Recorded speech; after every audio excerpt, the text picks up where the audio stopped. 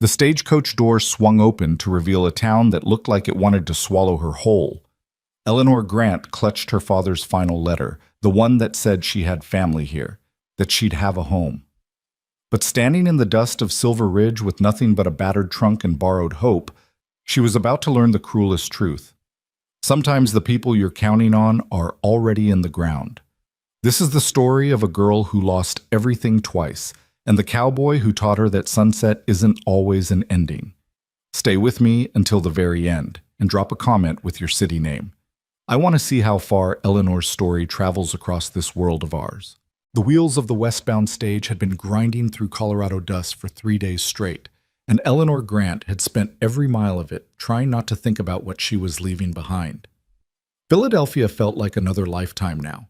The brick townhouse on Chestnut Street, the carefully tended rose garden her mother had loved, the parlor where she'd taken tea with girls whose biggest worry was whether their silk gloves matched their afternoon dresses.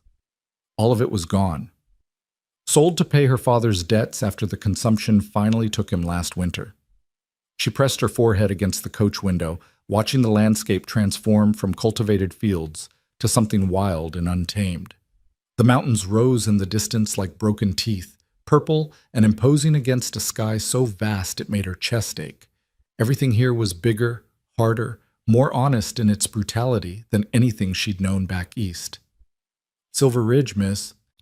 The driver's voice cut through her reverie as the coach lurched to a stop. "End of the line!"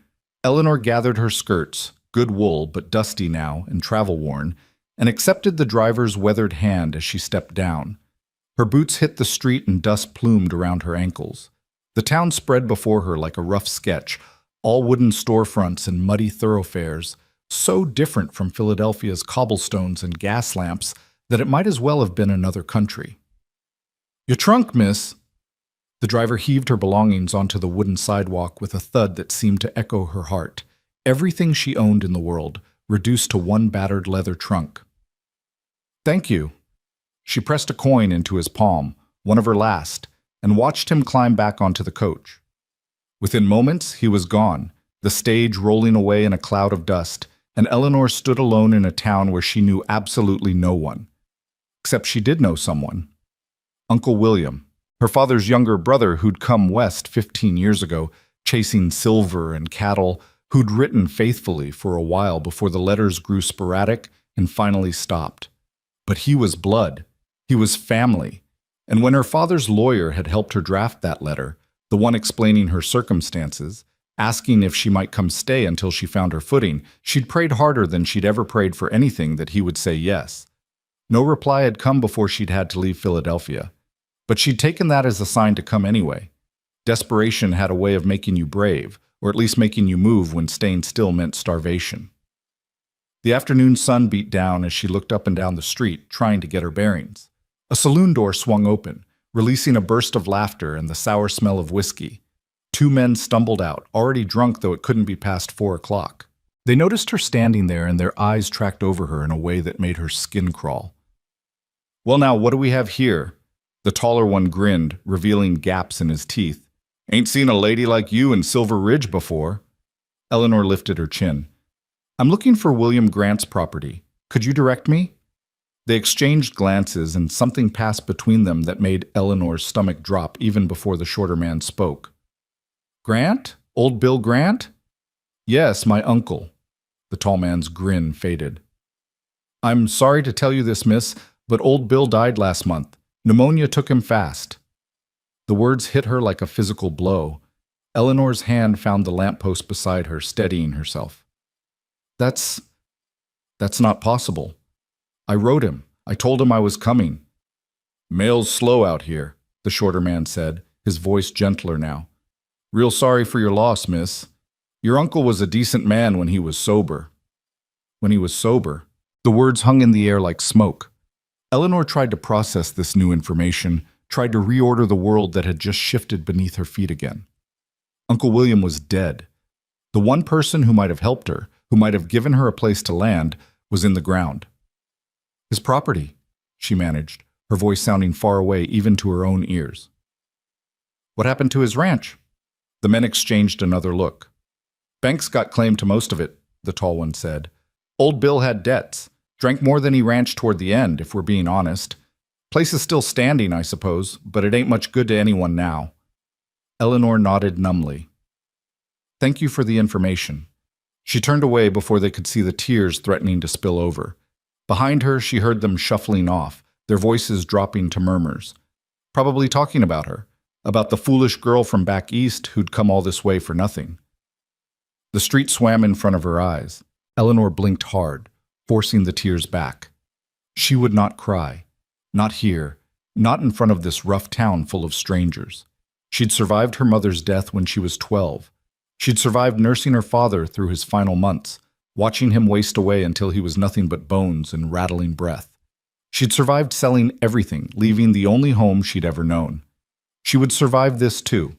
But as the sun began its descent toward the mountains and the shadows grew long across Silver Ridge's main street, Eleanor had to admit she had no idea how. The hotel, if you could call it that, wanted 50 cents a night. Eleanor counted out the coins from her reticule and knew she had enough for perhaps 3 nights, maybe 4 if she didn't eat. After that, nothing. Her hands trembled as she signed the ledger, her careful Eastern penmanship looking absurdly delicate against the rough paper. The room was small, barely large enough for the narrow bed and washstand, but it was clean. Eleanor set her trunk at the foot of the bed and sat down heavily, the day's travels finally catching up with her. Through the thin walls, she could hear the sounds of the town, horses in the street, men's voices, someone playing a fiddle badly in the saloon below. She pulled out her father's last letter, the paper soft from repeated handling. His handwriting had been shaky by the end, but the words were clear. William will take care of you. He's blood. He won't turn you away. But William was dead, and blood or not, you couldn't get help from a grave. Eleanor folded the letter carefully and tucked it back into her reticule. Then she removed her hat, unpinned her hair, and lay back on the bed, staring at the ceiling where water stains bloomed like strange flowers. Somewhere in this town, she would find work. She had to. She was a banker's daughter, educated, well-mannered. Surely someone needed a clerk or a teacher or even a housekeeper. But even as she thought it, she remembered the way those men had looked at her on the street. This wasn't Philadelphia. The rules were different here. Women were scarce, and a woman alone was something else entirely, either a commodity or a problem, but rarely just a person. Sleep came in fits and starts, punctuated by the sounds of the town's nightlife. When dawn finally broke, Eleanor rose, washed her face in the basin, and dressed in her most practical dress, a brown calico that had seen better days but was at least suitable for work. She pinned her dark hair into a severe bun, looked at herself in the small mirror above the washstand, and barely recognized the tired woman staring back. "You've come this far," she told her reflection. "Keep going." The cafe sat at the end of Main Street, a squat wooden building with steam rising from its chimney and the smell of frying bacon drifting out the open door. Eleanor had walked past it 4 times yesterday, noting the help wanted sign in the window, before she'd finally gathered the courage to enter. Inside, the place was packed with miners and ranch hands, men in dusty clothes hunched over plates of eggs and potatoes. The noise was deafening, the clatter of dishes, the scrape of chairs, voices raised to be heard over the general din. Behind the counter, a woman with graying hair pulled back in a bun moved with efficient speed, pouring coffee and calling orders back to the kitchen. Eleanor waited by the door until the woman noticed her. Their eyes met across the crowded room, and the woman's gaze traveled over Eleanor's neat dress, her carefully pinned hair, her obvious foreignness to this place. "Help you?" the woman called out. Eleanor threaded her way between tables, conscious of the eyes following her. "I'm looking for work. I saw your sign." The woman, she introduced herself as May Harper, owner and operator of Harper's Cafe, looked her up and down with sharp, assessing eyes. "You ever waited tables before?" "No, ma'am, but I'm a quick learner and I need the work." May snorted. "I can see that. You've got desperate written all over you, honey. No offense, but that's the truth." She poured coffee for a customer without looking, her movements automatic. "The work's hard. 6 in the morning until 8 at night, 6 days a week. You'll be on your feet the whole time, and these boys—" She jerked her head toward the dining room. "They ain't always gentlemen. You got thick skin?" I'll develop it, Eleanor said. Something in her voice must have convinced May, because the older woman nodded. All right, $1 a day plus meals. You start tomorrow morning, 5:30 sharp. Don't be late, and don't expect any coddling just because you're new. Thank you. Eleanor felt something loosen in her chest. $1 a day. It wasn't much, but it was enough to keep her off the streets, enough to give her time to figure out her next move. I won't let you down. We'll see, May said, but there was a hint of kindness in her eyes. What's your name, girl? Eleanor Grant. Grant. May's eyebrows rose. Any relation to Bill Grant? My uncle. Ah. May's expression softened slightly. Heard he passed. Sorry for your loss. He was a good man when the drink didn't have him. She paused, then added, You got a place to stay? The hotel for now. May made a disapproving noise. That'll eat your wages faster than winter eats firewood. Listen, I got a room above the cafe, nothing fancy, but it's clean. You can have it for 25 cents a week, taken out of your pay. Deal? Eleanor could have kissed her. Deal. Thank you, Mrs. Harper. May. Everyone calls me May. Now get out of here and get some rest. Tomorrow you're going to earn that $1. The work was every bit as hard as May had promised. Eleanor's first day passed in a blur of burned fingers, dropped plates, and muscles screaming in protest. She'd thought herself strong enough, thought her years managing her father's household had prepared her for physical labor. But this was different. The cafe never stopped. Miners coming off the night shift flooded in at dawn, demanding breakfast. Ranch hands appeared at midday, eating enough to feed 3 normal men. Evening brought another rush, and by the time May finally locked the door at 8 o'clock, Eleanor could barely stand. Not bad for a first day, May said, counting out the day's receipts. You didn't cry, didn't quit, and you only broke 2 plates. I've seen worse. Eleanor looked at her hands in the lamplight. They were red and blistered, the soft skin of a banker's daughter transformed in a single day. Does it get easier? Your hands will toughen up, May said. Your feet, too. Rest of it. The rush, the noise, the men being men. That you just get used to, I suppose. She handed Eleanor a bowl of stew from the pot on the stove. Eat this. You'll need your strength. The stew was simple. Beef and potatoes and carrots. But after a day of serving food without eating any, it tasted like the finest meal Eleanor had ever had. She ate slowly, savoring every bite, while May bustled around the kitchen preparing for the next day. You really Bill Grant's niece? May asked, not looking up from the bread dough she was kneading. Yes, ma'am. Figured you'd go out to the ranch, try to claim it. Eleanor set down her spoon. I thought about it, but those men on the street said the bank owned it now, that Uncle William died in debt. Bank owns most things around here if you listen to them, May said darkly, but ownership's a funny thing out west. Sometimes possession matters more than paper. She shaped the dough into loaves with practiced efficiency. That ranch of Bill's, it's still standing. Been sitting empty for near a month now. Bank ain't done nothing with it yet. What are you suggesting? May finally looked up, her eyes sharp. I'm suggesting that if Bill's only living relative showed up and took possession, well, that might complicate things for the bank. Might make them negotiate instead of just seizing property. Might mean you'd have something more than just table waiting in your future. Eleanor felt a flutter of something in her chest.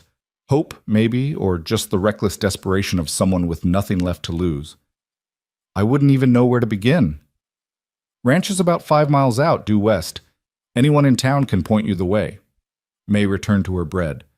I'm not saying it'll be easy, but from where I'm standing, easy went out the window the moment you stepped off that stage. Might as well fight for something that matters. That night, in the small room above the cafe, Eleanor lay awake and thought about May's words. The ranch, her uncle's land, her family's claim, however tenuous, to a place in this harsh country. She'd spent the last year watching everything slip through her fingers. Her mother's jewelry sold to pay for medicine, her father's books auctioned off for pennies on the dollar, the house itself claimed by creditors. She'd had no power to stop any of it, had been swept along by circumstances like a leaf in a flood. But maybe here, in this rough territory where possession mattered more than paper, she could dig in her heels, could claim something and hold it. The idea was absurd. She was alone, penniless, barely surviving one day of waiting tables. What business did she have trying to claim a ranch? But then again, what choice did she have? Work at Mays until she was old and broken? Hope some miner or cowboy decided she was pretty enough to marry despite her lack of dowry? Let the West grind her down until she was nothing but another sad story of an Eastern girl who came seeking fortune and found only hardship? No. May was right. If she was going to fail anyway, she might as well fail trying to claim something that mattered. Over the next 3 days, Eleanor fell into a rhythm. Wake at dawn, work until her body screamed, collapse into bed, and do it again. Her hands developed calluses, her feet stopped hurting quite so much. She learned the regulars' names, learned who wanted extra coffee, and who would leave a penny tip if she smiled just right. She also listened. In a place like Mays, where men came to eat and talk and escape their own hard lives for an hour, information flowed as freely as the coffee. She heard about the bank manager, a man named Cornelius Webb, who'd come from Denver 2 years ago and who had his fingers in half the properties in Silver Ridge. She heard about the Silver Queen mine closing down, putting 50 men out of work. She heard about drought and cattle prices, and which ranchers were one bad season away from losing everything. And she heard about her uncle. Old Bill was a good man, one grizzled ranch hand told her when he found out who she was. Came out here when there was nothing but rocks and rattlesnakes. Built that place with his own hands. Shame what happened to him. The drinking? Eleanor ventured. The man nodded sadly. Lost his wife to fever the first year. Never got over it, I reckon. The land was all he had left, and even that started slipping away when he couldn't keep up with the work. He looked at Eleanor with something like pity. You thinking about going out there? To the ranch? I am. It's rough country, miss, and that property. Well, it needs work. Needs someone who knows cattle and horses and can handle the weather when it turns mean. No offense, but you don't look like you know much about any of that. He was right, of course. Eleanor had never even touched a cow, let alone raised one, but something stubborn was growing in her chest, some seed of determination that refused to be logical. I can learn, she said. Sunday was her one day off. Eleanor woke before dawn anyway, her body too accustomed now to the early hours to sleep in. She dressed carefully in her riding skirt, bought second-hand from the general store with her first wages, and walked out to the livery stable as the sun painted the mountains gold. The stable owner, a taciturn man named Boone, looked skeptical when she asked to rent a horse. You know how to ride, miss? I do. That much was true. Her father had kept a small stable in Philadelphia, and she'd ridden since childhood, though side saddle on groomed trails was rather different from what she was proposing now. Where you headed? The Grant Ranch. Boone's eyebrows rose. Bill Grant's place? My uncle's place, Eleanor corrected gently. I'm his niece. Ah. Boone studied her for a long moment, then nodded. All right. I'll give you Daisy here. She's steady, won't spook easy. Follow the west road about 4 miles, then look for the turnoff marked by a split pine. Can't miss it. But miss, you should know. I know it's been abandoned, Eleanor said. I know there are debts. I'm going anyway. Boone almost smiled. Wasn't going to say that. Was going to say there's been someone out there this past week. Saw smoke from the chimney couple days back. Might be squatters, or might be someone the bank sent. Just wanted you to know you might not be alone. Eleanor's heart skipped. Thank you for the warning. For the, you want I should come with you? Boone offered. Just to be safe? She was tempted, but pride, perhaps foolish pride, made her shake her head. I'll be fine, but I appreciate the concern. The ride out took longer than she'd expected. The west road was barely more than a wagon track, rutted and rough. Daisy picked her way carefully, and Eleanor let her set the pace, using the time to take in the landscape. The vastness of it still stole her breath. Endless rolling hills dotted with scrub brush, the mountains looming ever larger, the sky so blue it hurt to look at. This was her uncle's land, or had been. Somewhere in this wilderness he'd tried to make a home. Tried and failed, ultimately, but at least he'd tried. The split pine appeared like Boone had said, a lightning-struck tree marking an even rougher path heading north. Eleanor guided Daisy onto it, and within a quarter mile she saw the ranch. It was smaller than she'd imagined, more humble. A single-story house with a covered porch, weathered gray by the elements. a barn that leaned slightly to one side, a corral with sagging fences. But beyond it, stretching out toward the foothills, was land, acres and acres of it, empty and waiting. And Boone had been right. Smoke rose from the chimney. Eleanor's hands tightened on the reins. She should turn back, should come back with the sheriff, or at least with someone who knew how to handle squatters. But something pushed her forward, the same reckless determination that had brought her here in the first place. She dismounted at the edge of the yard, tying Daisy to what remained of a hitching post. The house looked both abandoned and lived in at once. Overgrown grass around the foundation, but fresh boot prints in the dust of the porch. "Hello?" she called out. "Is anyone here?" Silence. Then the creak of a door. A man stepped out onto the porch, and Eleanor's breath caught. He was tall, lean, with the weathered look of someone who'd spent his life outdoors. Dark hair touched with gray at the temples, sharp eyes that assessed her in one quick sweep. He wore work clothes, canvas trousers, a worn cotton shirt, a leather vest, and there was a revolver on his hip that made Eleanor's mouth go dry. "This is private property," he said, his voice low and rough. "You're trespassing." Eleanor lifted her chin, channeling every ounce of confidence she didn't feel. "Actually, you're the one trespassing. This land belonged to William Grant. I'm his niece, Eleanor Grant, and I'm here to claim what's mine." The man's eyes narrowed. He stepped off the porch, moving with the kind of casual grace that spoke of strength held in check. Up close, Eleanor could see he was younger than she'd first thought. Perhaps in his early 30s, though the sun and hard living had etched lines around his eyes and mouth. "Bill Grant's niece," he repeated, as if testing the words. "He never mentioned you." "We lost touch," Eleanor admitted. "But blood is blood. I have a right to be here." "Rights." The man's lips quirked in something that wasn't quite a smile. "Interesting concept. Bank seems to think they have rights to this place, too. You got a deed? Proof of ownership?" "I have a telegram informing me of my uncle's death. I have letters he wrote to my father. I have—" She faltered, because what did she have, really? Nothing but the word of a dead man's daughter. The man studied her for a long moment. Then, surprisingly, he stepped aside. "You'd better come in. Name's Jonas Hale.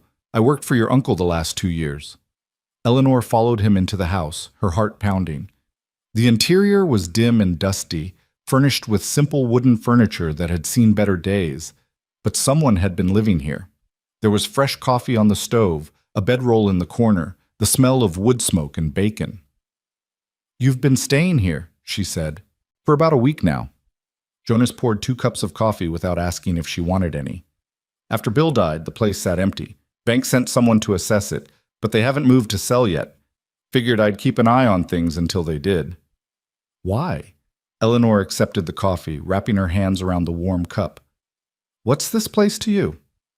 Jonas was quiet for a moment, staring out the window at the land beyond. "Your uncle gave me work when I needed it. Didn't ask questions about where I'd been or what I'd done. Just said a man willing to work deserved a chance to prove himself." He turned back to her. "I owed him. Still do, I suppose." Something in his voice told Eleanor there was more to the story, but she didn't push. "The bank. How much does he owe them?" "Near as I can figure, about $2,000. Eleanor felt the number like a blow. $2,000 might as well have been $2 million for all her ability to pay it. That's impossible." "Yeah."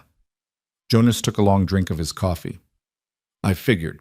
So what's your plan here, Miss Grant? You going to charm the bank manager into forgiving the debt?" She bristled at his tone.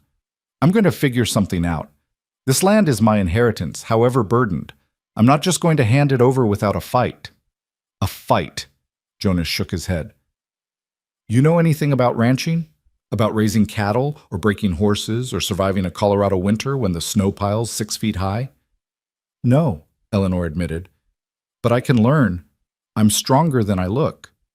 He studied her with those sharp eyes, and Eleanor had the uncomfortable feeling he was seeing right through her, the calluses just forming on her soft hands, the desperation she was trying so hard to hide, the fear that she was in over her head. "You're stubborn, I'll give you that," he said finally. "But stubborn won't keep you alive out here."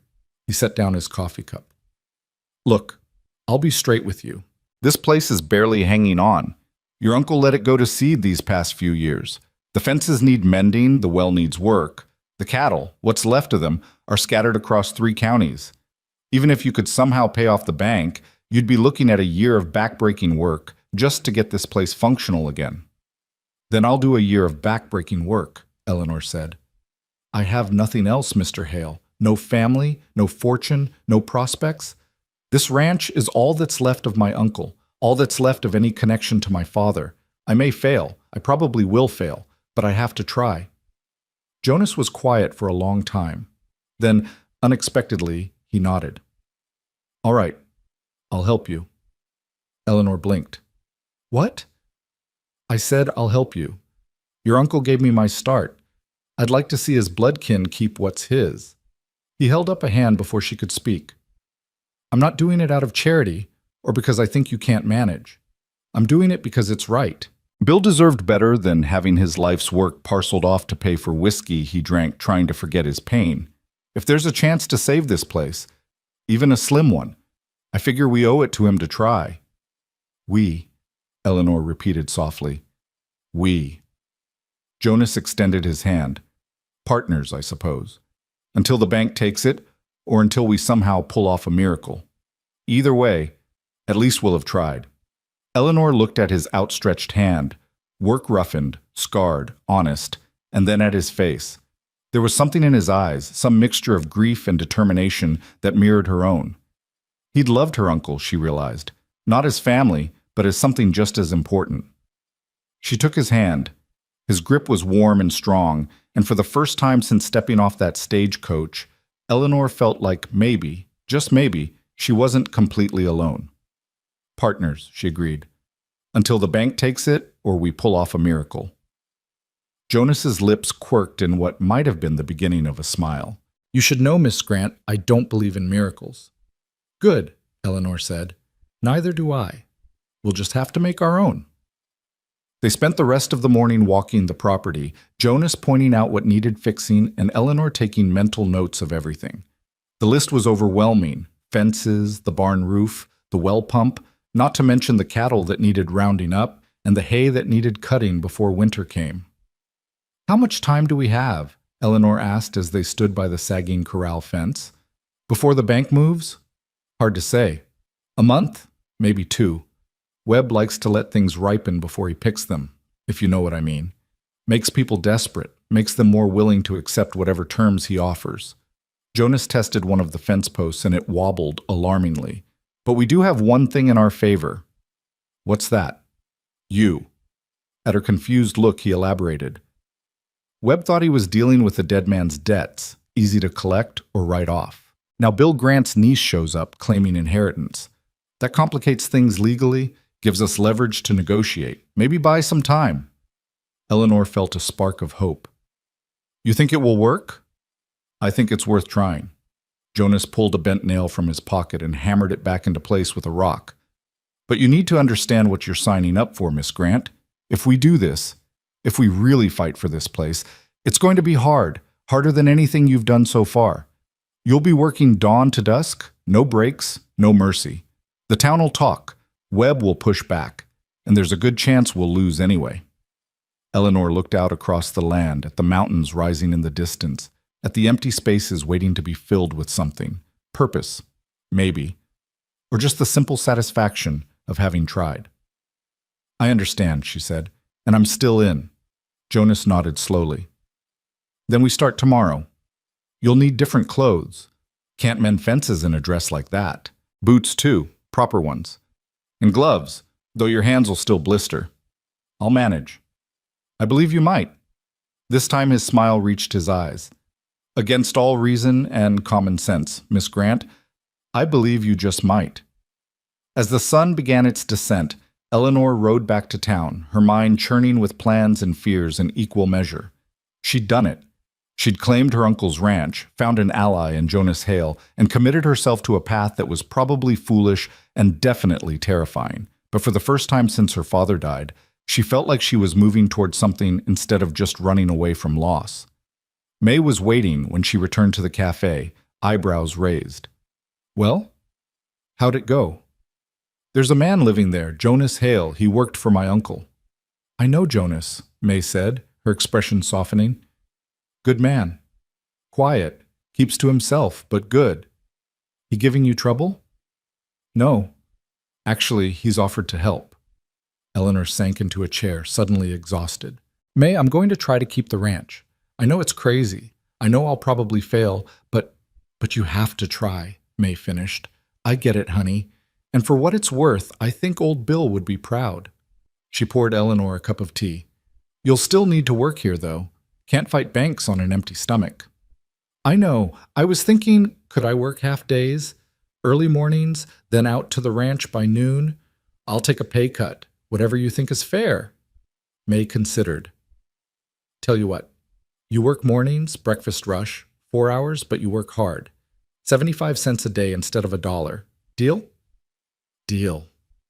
Eleanor felt tears prickling her eyes. Thank you, May, for everything. Don't thank me yet. You got a hard road ahead, girl, but at least you won't be walking it hungry.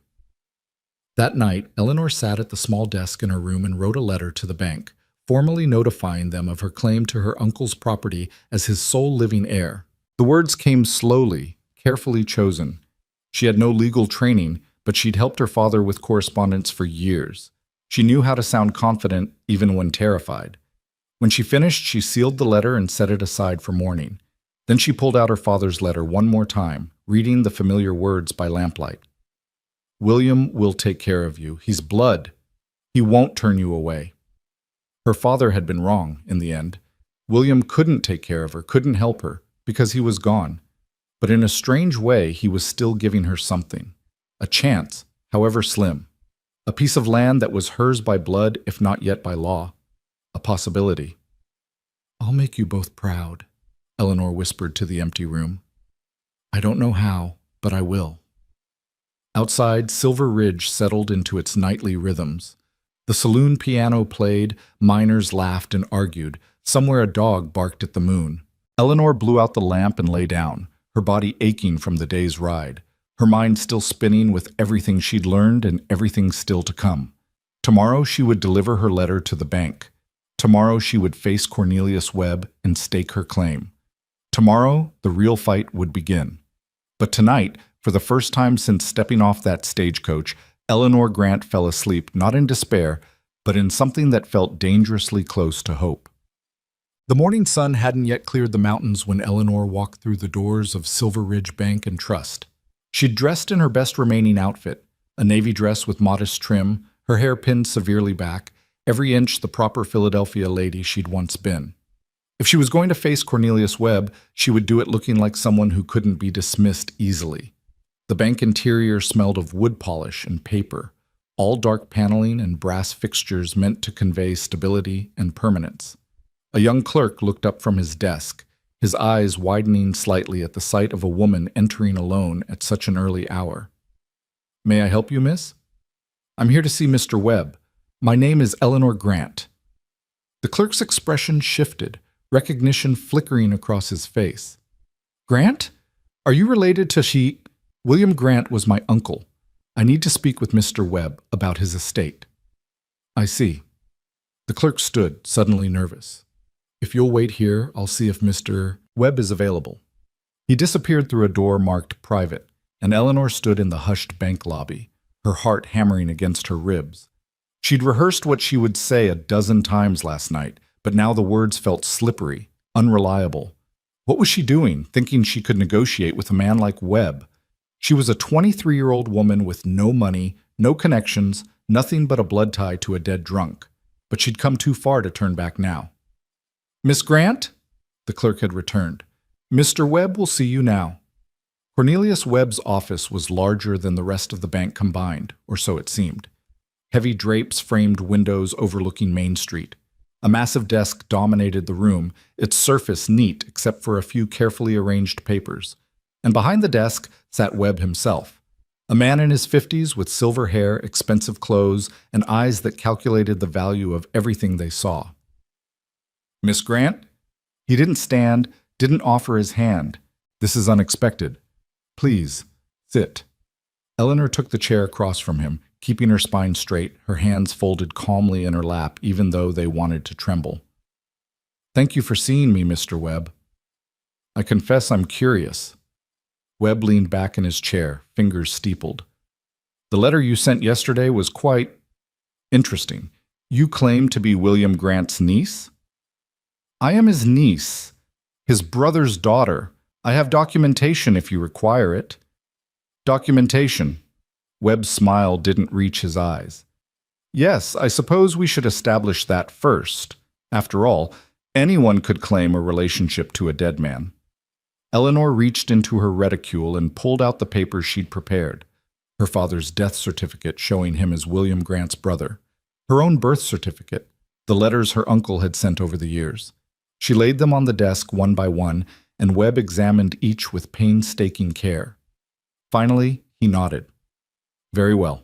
It appears you are who you claim to be." He set the papers aside. "However, Miss Grant, I'm not sure what you hope to accomplish here. Your uncle died owing this bank a considerable sum, $2,300 to be precise. The property barely covers that debt. There's nothing left to inherit." "The property is my inheritance regardless of the debt," Eleanor said, keeping her voice steady. "As his sole living heir, I have a legal claim. I'm prepared to negotiate terms for satisfying the debt, but I won't simply hand over my family's land without a fight." Webb's eyebrows rose slightly, the first sign of genuine surprise. "Negotiate? Miss Grant, with what exactly do you propose to negotiate? Forgive my bluntness, but you appear to have no resources whatsoever." "I have time and determination. I'm prepared to work the land, to bring it back to profitability, to pay off the debt gradually, if you'll extend the terms." "You." But Webb's tone made it clear what he thought of that idea. "You're going to run a cattle ranch? A young woman from, where was it, Philadelphia? With no experience, no capital, no prospects?" Heat rose in Eleanor's cheeks, but she held his gaze. "I have help. Jonas Hale has agreed to stay on and assist with the operation. And I'm a fast learner, Mr. Webb. I may not know ranching now, but I will." "Jonas Hale." Webb's expression darkened. "Yes, I've heard he's been squatting on the property. That will need to stop immediately." "He's not squatting. He's working as my foreman." "Your foreman."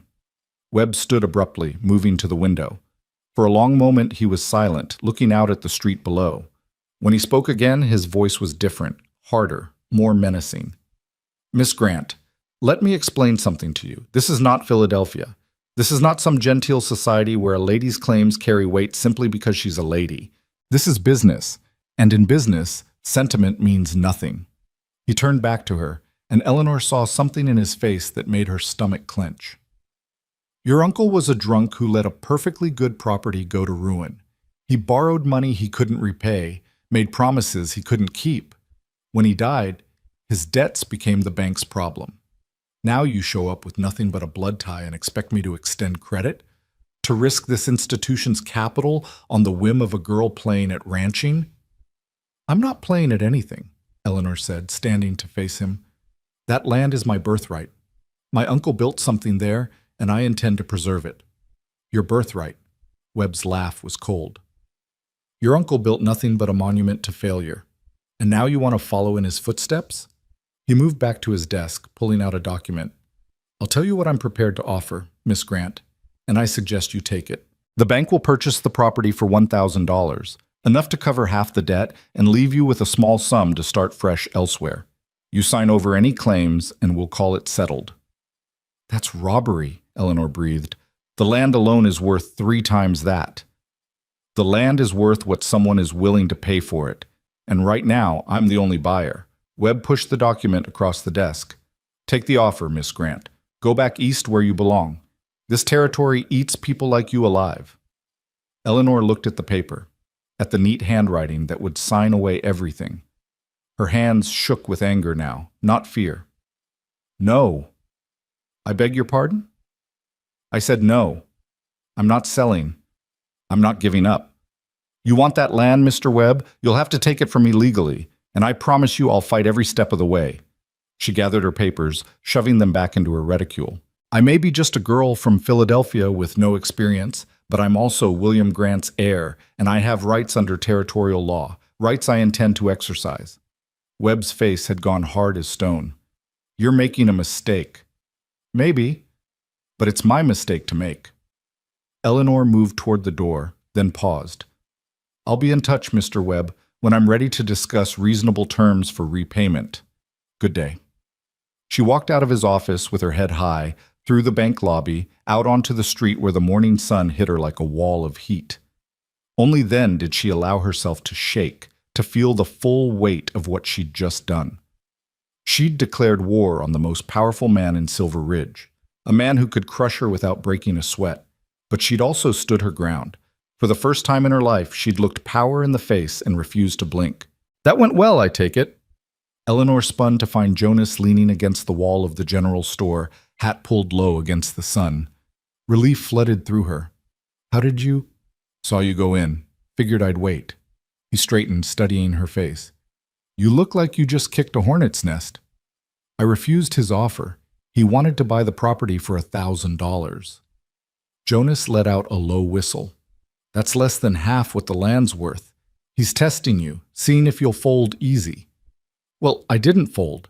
Eleanor's voice shook slightly. I may have just made the stupidest decision of my life, but I didn't fold. Something like approval flickered in Jonas's eyes. Good. Webb's used to people rolling over for him. About time someone pushed back. He glanced up at the sun. You done with your shift at Mays? Yes. I worked the breakfast rush. Then let's get out to the ranch. We've got work to do, and if you've just declared war on Webb, we better make damn sure we have something worth fighting for. They rode out together, Eleanor on Daisy and Jonas on a rangy gelding he called Smoke. The morning had grown hot, and dust rose in small clouds from the horses' hooves. Neither of them spoke much. Eleanor was still processing the confrontation with Webb, and Jonas seemed content with silence. But as they crested the rise that overlooked the ranch, Jonas pulled up his horse. Before we get down there, you need to understand something. He looked at her directly, his expression serious. Webb's not going to take this lying down. He'll push back, and when he does, it won't be gentle. You sure you're ready for that? Eleanor thought about her father's sick room, about selling her mother's wedding ring to buy medicine that didn't work, about the look on the creditor's face when he'd told her she had a week to vacate the only home she'd ever known. She'd survived all of that. She could survive Webb. I'm sure, she said. Jonas nodded once, then urged his horse forward. Then let's get to work. The next weeks blurred into a relentless cycle of labor that left Eleanor so exhausted she sometimes fell asleep still wearing her boots. Jonas woke her each morning before dawn, and together they tackled the endless list of repairs the ranch demanded. Eleanor learned to hammer nails straight, to dig post holes in rocky soil, to curse when the work went wrong and celebrate the small victories when it went right. Her hands, already toughened from her work at Mays, developed new calluses. Her arms grew stronger from hauling fence wire and lifting water buckets. The soft Philadelphia lady disappeared layer by layer, replaced by someone harder, more capable, forged by necessity and determination. Jonas proved to be a patient teacher, though he had no tolerance for self-pity or excuses. When Eleanor struggled to lift a heavy beam, he showed her how to use leverage instead of strength. When she nearly gave up on fixing the barn door, he simply said, Your uncle built this whole barn by himself. You can fix one door. And she did. You're learning, Jonas said one afternoon as they surveyed a newly repaired section of fence. Faster than I expected, honestly. Eleanor wiped sweat from her forehead, leaving a streak of dirt in its wake. I told you I was a fast learner. You did. He handed her a canteen and she drank gratefully. But there's a difference between learning and doing, and you're doing it. That counts for something. The compliment warmed her more than it probably should have. Jonas was sparing with praise, which made it more meaningful when it came. They fell into a partnership that worked despite, or maybe because of, how different they were. Jonas knew the land, knew cattle, and horses and weather patterns. Eleanor brought organization and planning, keeping careful records of their progress and expenses. She had a head for numbers that surprised him. You worked as a clerk or something back east? He asked one evening as she tallied their meager supplies. I helped my father manage his accounts. Banking runs in the family, apparently. She smiled wryly. though I seem to have inherited none of the capital that usually goes with it. Capital's overrated. Skills last longer. Jonas poured coffee for both of them, a nightly ritual they'd developed. Your father, he was Bill's brother? Yes, the older brother. The responsible one who stayed east and built a proper life. Eleanor's voice softened. They were close once, before Uncle William left. My father used to tell me stories about their childhood, about how William was always the adventurous one, always dreaming about the frontier. Sounds like Bill. He loved this land even when it broke his heart. Jonas stared into his coffee. He ever tell you about his wife? Sarah? No? We'd lost touch by then. She was something special. Came out here with him, worked as hard as any man. Then fever took her that first winter, and Bill, well, he never recovered. Took to drinking to quiet the grief, and the drinking took everything else. Eleanor was quiet for a moment. Is that why you stayed? Even after he couldn't pay you properly? Jonas looked up, surprised by her perception. Part of it. Bill gave me work when I needed it most, no questions asked. But it was more than that. I understood what it was to lose everything, to try to drown the pain in a bottle. Figured the least I could do was keep him from losing the last thing he had. The ranch. The ranch. Jonas set down his cup. Now it's yours, for whatever that's worth. But Eleanor, it was the first time he'd used her given name, and something shifted in the air between them. You should know that Webb's been asking questions in town. About you, about me, about what we're doing out here. He's building a case. A case for what? For claiming you're not fit to manage the property, that you're just a girl playing at ranching while the land continues to deteriorate. Jonas's expression was grim. He's looking for ammunition to force a sale or seizure.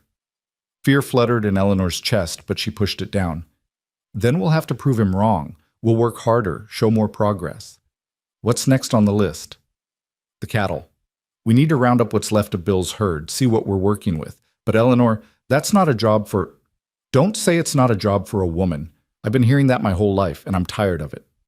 She stood, brushing dust from her skirt. When do we start? Jonas studied her for a long moment, then slowly smiled. Tomorrow, dawn, and you'll need to learn to rope. Learning to rope proved harder than mending fences or repairing doors. Eleanor spent hours swinging a lasso, missing posts, hitting dirt, tangling the rope around her own feet while Jonas watched with what might have been amusement. You're thinking too much, he said finally. Let your body learn it. Feel the weight of the rope, the rhythm. It's like a dance, sort of.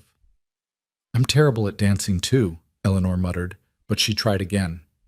This time, the loop sailed out and settled around the fence post, and she let out a whoop of triumph. There you go. Jonas's grin was genuine now. Do that about 1,000 more times, and you'll be decent at it. They rode out the next morning into the foothills, searching for the cattle that had scattered across the range. The work was hard and hot, hours in the saddle tracking signs and following trails.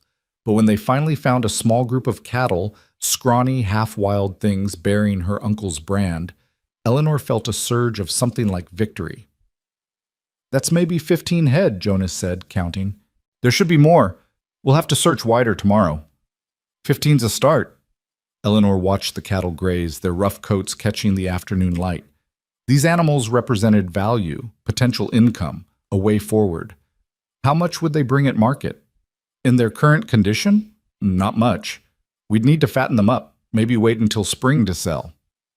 Jonas pulled out a worn notebook and made notes. But it's something, proof that this ranch isn't dead yet. Over the following days, they found more cattle, 30 head in total, which Jonas said was about a third of what the ranch had once carried. But it was enough to work with, enough to build on. Eleanor learned to move cattle, to anticipate which way they'd break, to stay calm when a steer charged or when Daisy spooked at a snake. She learned the satisfaction of a hard day's work, of muscles aching with honest labor, of falling into bed too tired to worry about anything but sleep. And slowly, almost without noticing, she began to feel like this place was becoming hers. Not on paper, not yet, but in her bones, in the way she knew which fence posts needed reinforcing, in the sound of her boots on the porch boards, in the view of the mountains from the kitchen window. One evening, as they sat on the porch, watching the sun set behind the peaks, Jonas said quietly, "You've surprised me, Eleanor Grant." She looked at him, this quiet man who'd become her partner in this impossible venture. "How so?" "I didn't think you'd last a week. Thought you'd realize how hard it was and run back to whatever life you left behind." He shook his head. "But you didn't. You dug in and held on, even when it hurt. That takes something special." "Desperation mostly," Eleanor said, but she was smiling. "No, it's more than that." Jonas's gaze was steady. "You've got your uncle's stubbornness, but you've got something he didn't. You've got hope, real hope, not the kind you find at the bottom of a bottle. And that might just be enough to save this place." Eleanor felt warmth spread through her chest, and she realized with a start that she was happy. Tired, covered in dust, facing impossible odds, but happy in a way she hadn't been since before her mother died. "Thank you," she said softly. "For staying, for helping, for believing this might work." "Don't thank me yet. We've still got a mountain to climb." But Jonas's expression was gentle. "Though I'll admit, I'm starting to think we might just make it to the top." The peaceful moment shattered 3 days later when Eleanor returned from her morning shift at Maze to find Jonas standing in the yard, his face dark with anger, holding a piece of paper. "What's wrong?" He handed her the paper without speaking. It was an official notice from the territorial assessor's office, informing her that the property would be inspected in 2 weeks to determine its current value and condition for tax assessment purposes. Tax assessment? Eleanor read it again, confused. But the property taxes were paid through last year. Uncle William might have owed the bank, but he kept current on his taxes. "Read the signature," Jonas said grimly. Eleanor looked at the bottom of the page and felt her stomach drop. The inspection was to be conducted by Cornelius Webb, acting as deputy assessor. "He can't do this. It's a conflict of interest. He's on the county board. He can do whatever he wants." Jonas took the paper back, crumpling it in his fist. "This is retaliation, Eleanor. You refused his offer, so now he's going to use his position to devalue the property, claim it's not being properly maintained, maybe even condemn it. Can he do that? Legally? Out here? Probably. The law's flexible when you're the one interpreting it." Jonas's jaw was tight. "We have 2 weeks to make this place look so good. He can't find anything to complain about. 2 weeks to do work that should take 2 months. Eleanor looked around the ranch, at the barn that still needed a new roof, at the corral that was only half repaired, at the 100 other things that needed fixing. 2 weeks. It was impossible. But then again, everything about this venture had been impossible from the start. "Then we'd better get started," she said. They worked like demons possessed. Jonas brought in help, a couple of ranch hands who'd known her uncle and were willing to work for promises of future payment. May contributed her Sunday afternoons, bringing food and pitching in where she could. Even Boone from the livery showed up one day with lumber and said gruffly, "Heard you might need this." The community support surprised Eleanor. She'd felt so alone when she first arrived, but now she realized that Silver Ridge had been watching, waiting to see if she was serious. And seeing her determination, seeing her work herself to exhaustion day after day, some of them had decided to help. "Small towns remember kindness," May explained as they painted the barn one afternoon. "Your uncle helped a lot of folks when they were down. Gave work when work was scarce, let debt slide when times were hard. These people haven't forgotten." Eleanor felt tears prick her eyes. Her uncle hadn't been perfect. The drinking, the debts, the slow surrender to grief. But he'd been good to his neighbors, and now his neighbors were being good to his niece.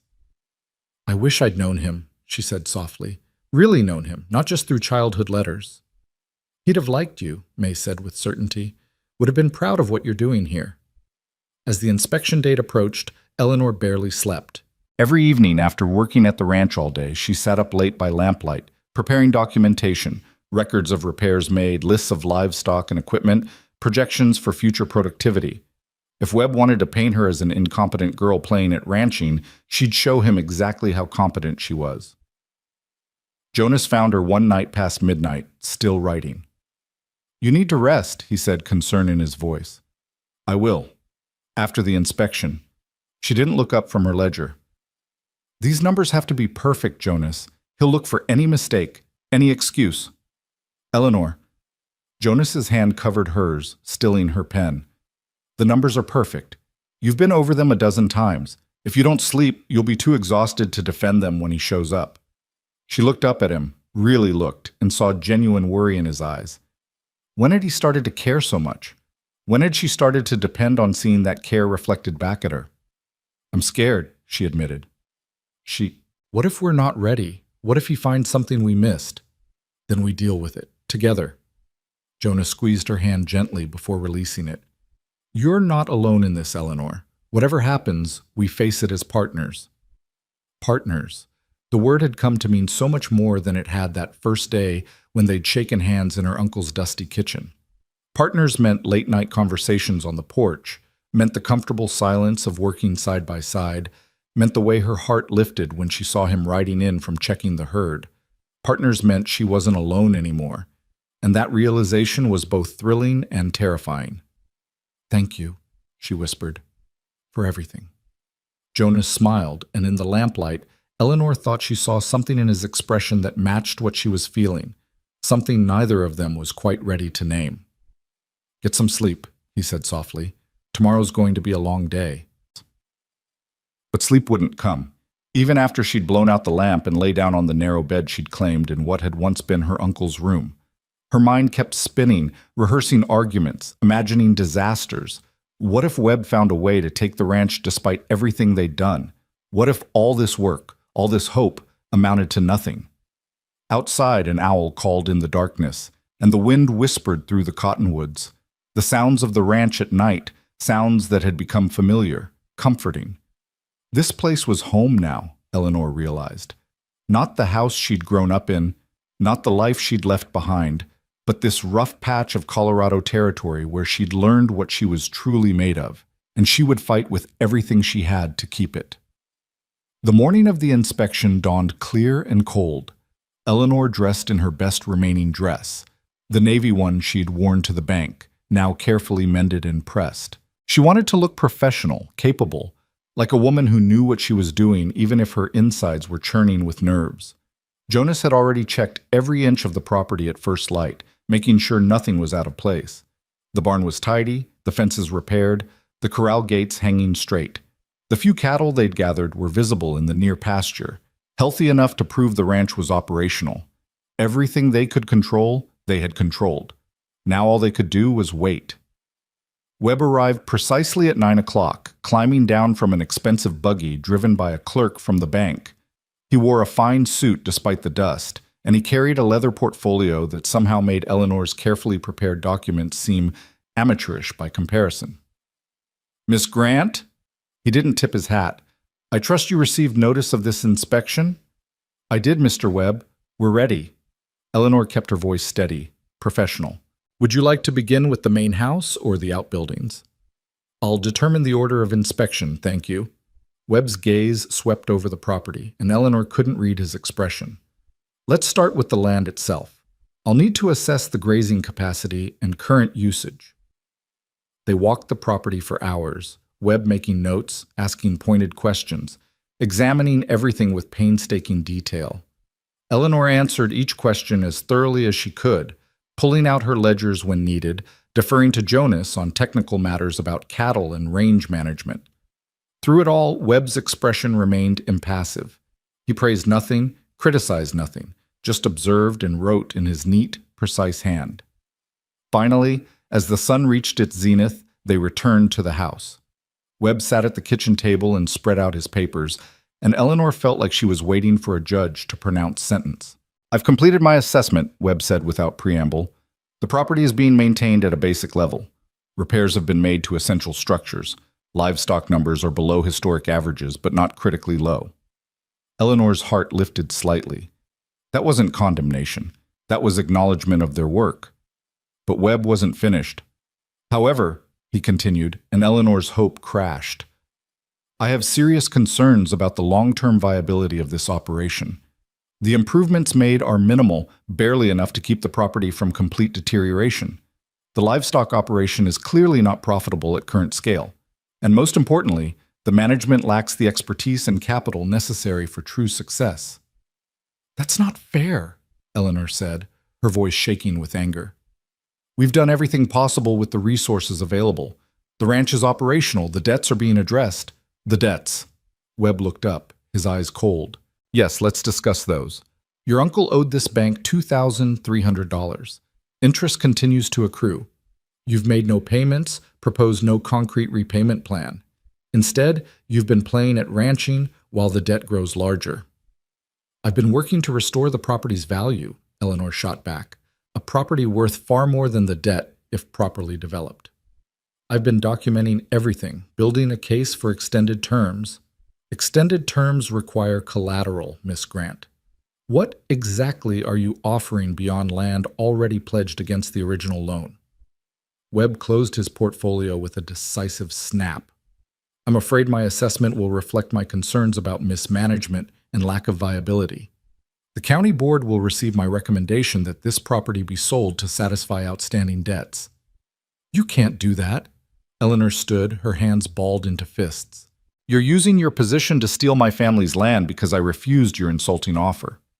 I'm performing my duty as deputy assessor.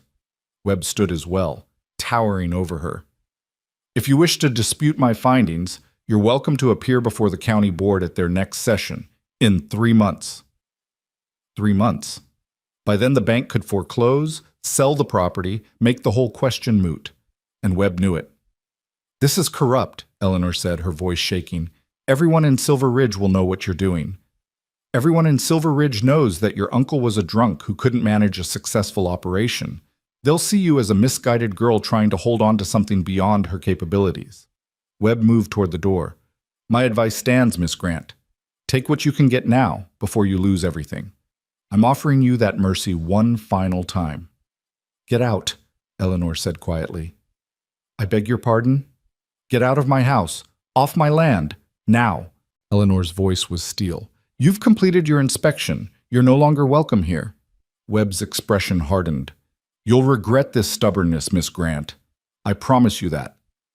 Maybe, but at least I'll regret it on my own terms.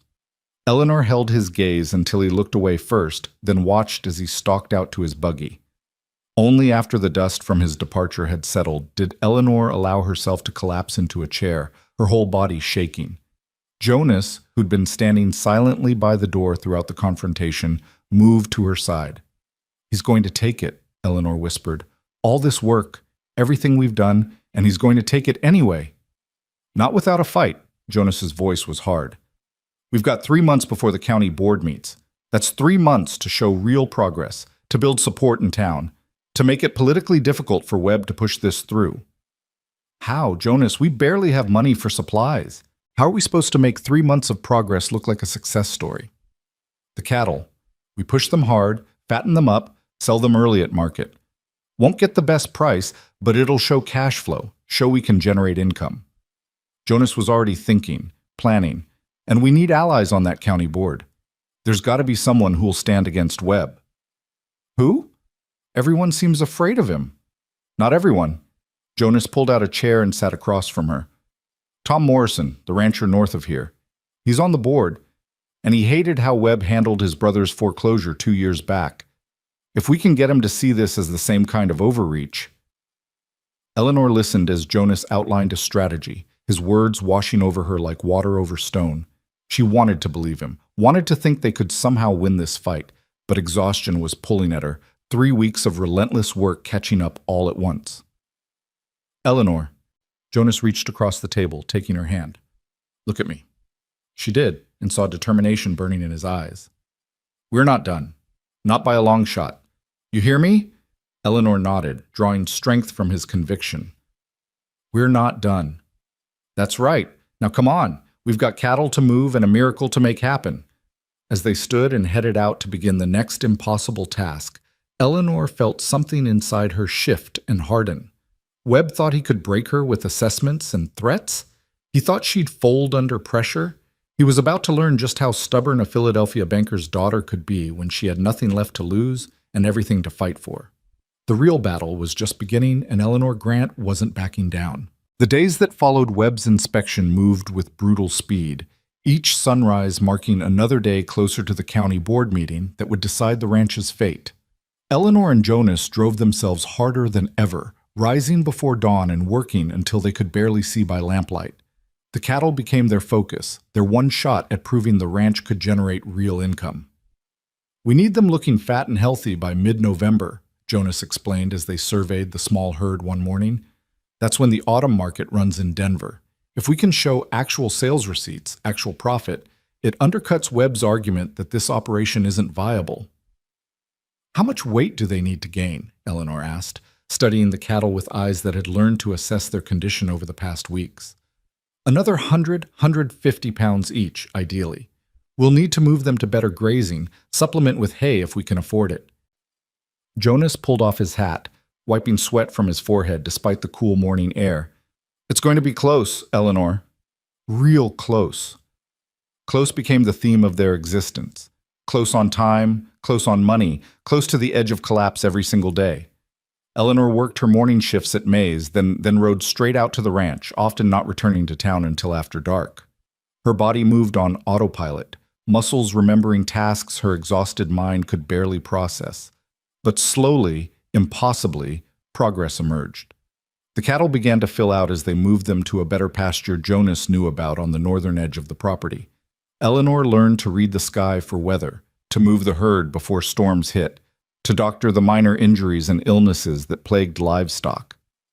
Every skill Jonas taught her, she absorbed with desperate intensity, knowing that competence was their only defense against Webb's accusations. May noticed the toll the work was taking. "You're running yourself into the ground, honey," she said one morning when Eleanor nearly fell asleep standing up over a pot of coffee. "You keep this pace. You'll be no good to anyone." "I don't have a choice," Eleanor said, forcing her eyes to stay open. 3 months, May. That's all the time we have to turn this around." "And what good will 3 months do if you collapse before then?" May pressed a cup of strong coffee into her hands. "Listen to me. You've got folks willing to help. Let them. We can't afford to pay." "Not everything's about money." May's voice was sharp. "Tom Morrison, he's got hands who know cattle. He might lend you some expertise. And there's others in town who'd pitch in for a day's work, especially if they knew it was to stand up to Webb." Eleanor looked at May, really looked at her, and saw the concern etched in the older woman's weathered face. "Why are you all helping me? You barely know me." "Because this ain't just about you anymore, girl. It's about whether Webb can use his position to steal whatever he wants from whoever he wants." May's eyes flashed. "Your uncle might have had his problems, but that land was his. And now it's yours by right. Folks around here have had enough of Webb's dealings. You're giving them a chance to push back." The words stayed with Eleanor as she rode out to the ranch that afternoon. She'd been so focused on her own fight, her own survival, that she hadn't seen the bigger picture. This battle wasn't just about one ranch or one woman's inheritance. It was about power and principle, about whether a man like Webb could simply take what he wanted because he controlled the money and the political machinery. Jonas was waiting when she arrived, and his expression told her something had happened. "What is it?" "Tom Morrison came by while you were in town." Jonas's voice was carefully neutral. "Heard about Webb's inspection, about what he's trying to do. He's not happy about it." Eleanor's heart leaped. "Will he help? Is he willing to stand against Webb at the board meeting?" "Maybe, but he wants to meet with you first, assess the situation himself. He's not going to stick his neck out unless he believes the operation is sound." Jonas met her eyes. "He's coming by tomorrow afternoon." Tomorrow? Eleanor felt panic flutter in her chest. One more test, one more person to convince. What do we need to do? How do we prepare? We show him the truth, the good and the bad, all of it. Jonas's expression was serious. Morrison's a straight shooter. He'll see through any attempt to prettify things. We tell him what we've done, what we're planning, and let him make his own judgment. That night, Eleanor barely slept again, running through scenarios and arguments in her mind. Tom Morrison was one of the largest ranchers in the territory, a man whose opinion carried weight. If he believed in their operation, it could tip the scales. If he didn't, they were finished. She was up before dawn, checking and rechecking the property, making sure everything was as good as it could be. Jonas found her in the barn, anxiously straightening already straight tools. "Eleanor, stop." His hand on her shoulder was gentle but firm. "It's good enough. Better than good. You've turned this place around in ways I wouldn't have believed possible 2 months ago. But what if Morrison doesn't see it that way? What if he looks at our small herd and our patched-together repairs and sees exactly what Webb sees? A failing operation run by an inexperienced woman. Then he's a fool, and his opinion doesn't matter. Jonas turned her to face him. But Morrison's not a fool. He's a rancher, and ranchers respect hard work and honest effort. That's what we've got here. That's what he'll see. Eleanor wanted to believe him, but doubt gnawed at her. Everything rode on this meeting, on convincing one man that they deserved a chance to succeed. Tom Morrison arrived precisely at 2 o'clock, riding a fine bay horse that spoke of quality breeding and careful maintenance. He was a man in his late 50s, Eleanor guessed, with the weathered look of someone who'd spent decades working under the sun. His eyes were sharp and assessing as he dismounted. "Miss Grant, Jonas." He shook hands with both of them, his grip firm. "Appreciate you agreeing to meet." "Thank you for coming, Mr. Morrison," Eleanor said, fighting to keep her voice steady. "Would you like to see the property?" "I would, and call me Tom." "Mr. Morrison makes me feel older than I already am." They walked the ranch, Morrison asking pointed questions about water rights, grazing capacity, the condition of the soil. Unlike Webb, whose questions had felt like traps, Morrison seemed genuinely interested in understanding the operation. Eleanor answered as best she could, deferring to Jonas on technical matters, but making clear that she understood the business side of ranching. When they reached the pasture where the cattle grazed, Morrison spent a long time studying the herd in silence. Eleanor held her breath, trying to see what he saw, wondering if their 30 head looked pathetic compared to his operation. Finally, Morrison spoke. "Jonas tells me you've been moving them around, managing the grazing carefully." "Yes, sir. We're trying to fatten them up for the autumn market, show that we can generate income." Eleanor gestured to the cattle.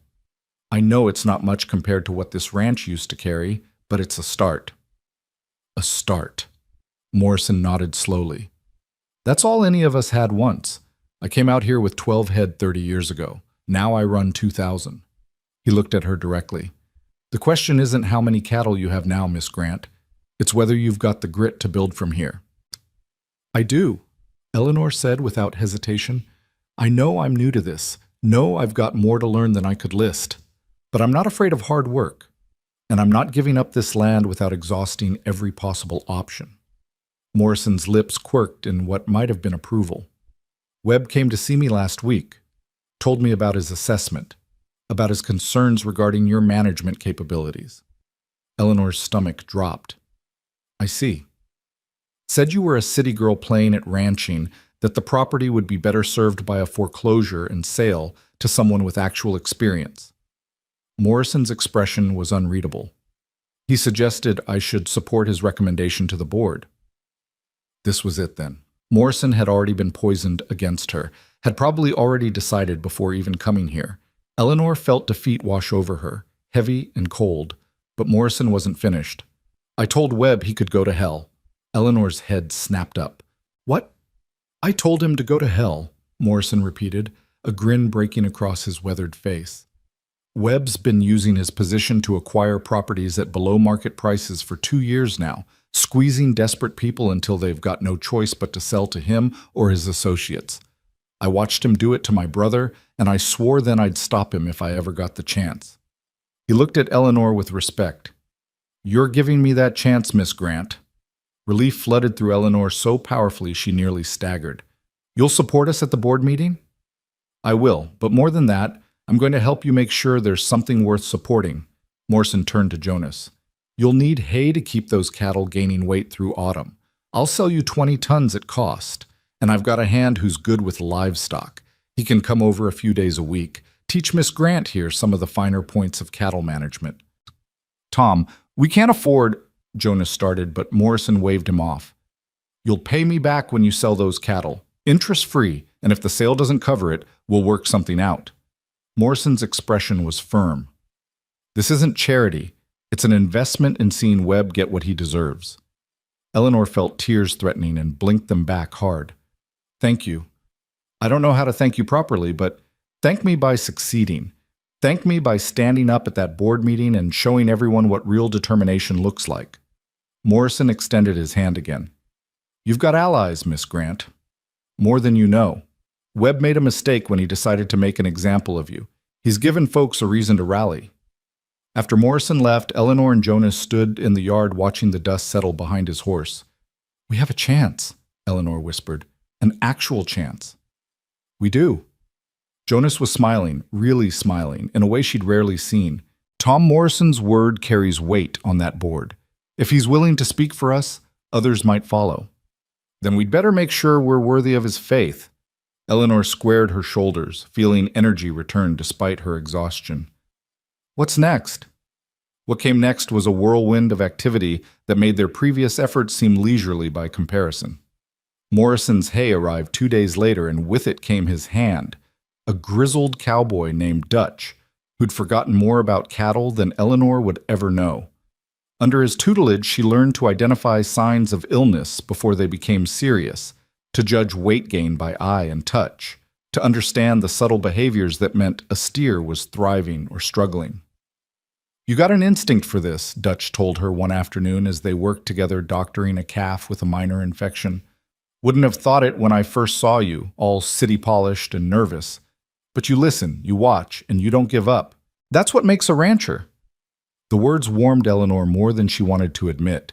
She was becoming something she'd never imagined being, competent with rope and cattle, confident on horseback, capable of reading weather and land and animal health. The transformation wasn't complete, but it was real, and she could feel it in her muscles, in her calloused hands, in the way she no longer flinched when a steer charged. May noticed, too. Look at you, she said one morning when Eleanor came in for her shift.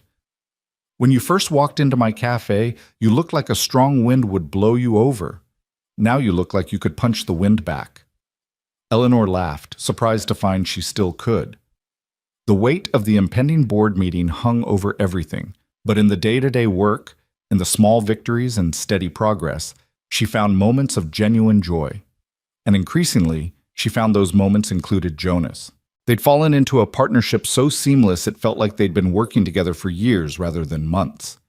He anticipated what she needed before she asked. She understood his silences, could read his moods in the set of his shoulders, or the way he pushed his hat back when thinking hard about a problem. They'd become a team in the truest sense, and somewhere along the way, the boundary between partnership and something deeper had begun to blur. It was in the way Jonas's hand lingered on hers when he passed her tools, in the way Eleanor found herself watching him work, admiring the easy competence of his movements, in the conversations that stretched late into the evening, ranging from ranch business to stories of their pasts to dreams for futures neither quite dared name aloud. One night, sitting on the porch after a particularly long day, Jonas broke a comfortable silence with an unexpected question. What'll you do? If we lose at the board meeting? Eleanor was quiet for a moment, watching stars emerge in the darkening sky. I don't know. I haven't let myself think that far ahead. You should. Not because I think we'll lose, but because you need a plan. For after. Jonas's voice was careful. This place, this fight, it can't be your whole life, Eleanor. What do you want? Really want beyond just keeping this ranch? The question unsettled her because she didn't have an answer. For months, survival had been her only goal. Keep the ranch, fight Webb, prove herself capable. But beyond that, she'd been too afraid to imagine beyond the immediate crisis. I want, she started, then stopped. What did she want? I want to build something lasting, not just survive, but thrive. I want to prove that Uncle William's dream wasn't wasted, that this land can support a good life. She paused, then added quietly, I want to belong somewhere, really belong, not just be tolerated or pitied. You belong here, Jonas said, and something in his tone made Eleanor's heart skip. You've earned that, Eleanor. No matter what happens with Webb or the board, you've proven you belong in this territory. Have I? She turned to look at him, finding his eyes already on her. Sometimes I still feel like that lost girl who stepped off the stagecoach, pretending to know what she's doing. We're all pretending, at least a little. Jonas's smile was sad. I came out here running from things I'd rather forget. Your uncle gave me a place to land, to start over. This ranch, He gestured at the darkened landscape. It's been my redemption. Watching you fight for it, seeing you transform from that lost girl into someone who can work cattle and face down Webb without flinching, it's been... He trailed off, seeming to struggle for words. It's been what? Eleanor prompted, barely breathing. Jonas looked at her for a long moment, and in his eyes, she saw everything he wasn't saying. The respect that had deepened into admiration, the partnership that had grown into something neither of them had been looking for but both had found anyway. It's been an honor, he said finally, and though the words were simple, the weight behind them was anything but. Eleanor felt something in her chest crack open, some last defense she'd been maintaining against the feelings that had been growing despite her best efforts to ignore them. She cared for Jonas, had come to depend not just on his help, but on his presence, on the way he made her feel capable and strong and seen in ways no one else ever had. Jonas, she began, but he shook his head gently. Don't. Not yet. His voice was rough. Let's get through the board meeting first. Let's know where we stand. Then, he let the sentence hang, full of possibility and promise. Eleanor nodded, understanding even as disappointment flickered through her. He was right. They couldn't afford distraction, couldn't let personal feelings complicate the fight they were in. But knowing there might be a then that he felt what she felt made the waiting bearable. They sat in silence after that, close but not touching, both looking out at the land they were fighting for. And Eleanor thought that this moment, this quiet understanding between them, was worth fighting for too. The weeks blurred together in a haze of work and worry. The cattle continued to fatten, visibly healthier than when they'd started. Eleanor practiced her presentation for the board meeting until she could recite the numbers in her sleep, costs, revenues, projections, all backed by careful documentation. Morrison checked in regularly, offering advice and encouragement, but Webb was working too. Eleanor heard rumors through May and other townspeople of Webb meeting privately with board members, of pressure being applied behind closed doors. 2 of the 5 board members were known to be in Webb's pocket, bought and paid for through various business dealings. Morrison was solid in their corner. That left 2 undecided votes that would determine everything. Samuel Foster and Margaret Chen, Jonas said, reviewing what they knew. Foster owns the feed store, been in Silver Ridge for 20 years. Chen runs the largest hotel in town, came out from San Francisco 5 years back. Both of them are independent-minded, but both have business relationships with the bank. So they're not likely to cross Webb, Eleanor said, feeling hope slip away. Not unless they have a good reason. Jonas looked thoughtful. We need to give them that reason. Show them this isn't just about one ranch, but about principle, about whether Webb can abuse his position without consequence. How do we do that? We make sure the whole town knows what's at stake. We make it public, make it impossible for Foster and Chen to side with Webb without looking like they're endorsing corruption. Jonas's expression was determined. The board meeting is public. We make sure it's packed, that there are witnesses to whatever happens. Eleanor felt a flutter of nerves. You mean turn it into a spectacle? I mean turn it into a moment of truth. Let the whole town see what Webb's doing, hear him explain why he thinks his assessment was fair, put him on the defensive instead of us. It was risky, Eleanor knew. If they failed publicly, the humiliation would be total. But Jonas was right. They needed more than just Morrison's support. They needed public pressure, community accountability. All right, she said, let's make it public. Over the next week, they quietly spread word through town about the board meeting and what was really at stake. May helped, mentioning it to customers at the cafe. Morrison talked to fellow ranchers. Even Boone at the livery pitched in, telling anyone who'd listen about the young woman fighting to keep her uncle's legacy. The response surprised Eleanor. People she'd never met stopped her in the street to offer encouragement. Miners she'd served at May's promised they'd attend the meeting. Even some of the more reserved townspeople expressed quiet support, tired of watching Webb accumulate property and power unchecked. You've become a symbol, May told her a few days before the meeting. Whether you wanted it or not, people see you as standing up to something bigger than just one foreclosure. I'm not trying to be a symbol, Eleanor protested. I'm just trying to keep my uncle's ranch. Sometimes that's how it starts. One person saying no when everyone else has been saying yes out of fear or exhaustion. May's eyes were knowing. You gave folks permission to care again, to believe they could push back. That's powerful, Eleanor. The night before the county board meeting, Eleanor couldn't sleep at all. She lay in bed staring at the ceiling, mentally reviewing her presentation, imagining every possible question or objection. The numbers were solid, she knew that. The improvements to the property were documented, the progress undeniable. But would it be enough? Around midnight, unable to stand the confinement of her small room any longer, Eleanor dressed and walked out into the quiet town. The streets were empty, most of Silver Ridge asleep, but light showed in the window of the ranch house on the outskirts, and Eleanor found her feet carrying her there almost without conscious decision. Jonas was on the porch, as if he'd been expecting her. Couldn't sleep either? Too much riding on tomorrow. Eleanor climbed the steps and sat beside him on the bench her uncle had built years ago. I keep thinking about everything that could go wrong. Then think about everything that could go right. Jonas's voice was steady in the darkness. We've done the work, Eleanor. We've proven the ranch can be viable. Morrison's going to speak for us. The town's behind us. We've done everything possible. And if it's not enough? Jonas was quiet for a moment. Then he said, then we tried. Really tried, with everything we had. There's honor in that, even in defeat. I don't want honor in defeat, Eleanor said fiercely. I want to win. I want to keep this place, to build the life I've been working toward. I want... She stopped, unable to finish the sentence because it led to truths she wasn't quite ready to speak aloud. I know, Jonas said softly, and his hand found hers in the darkness.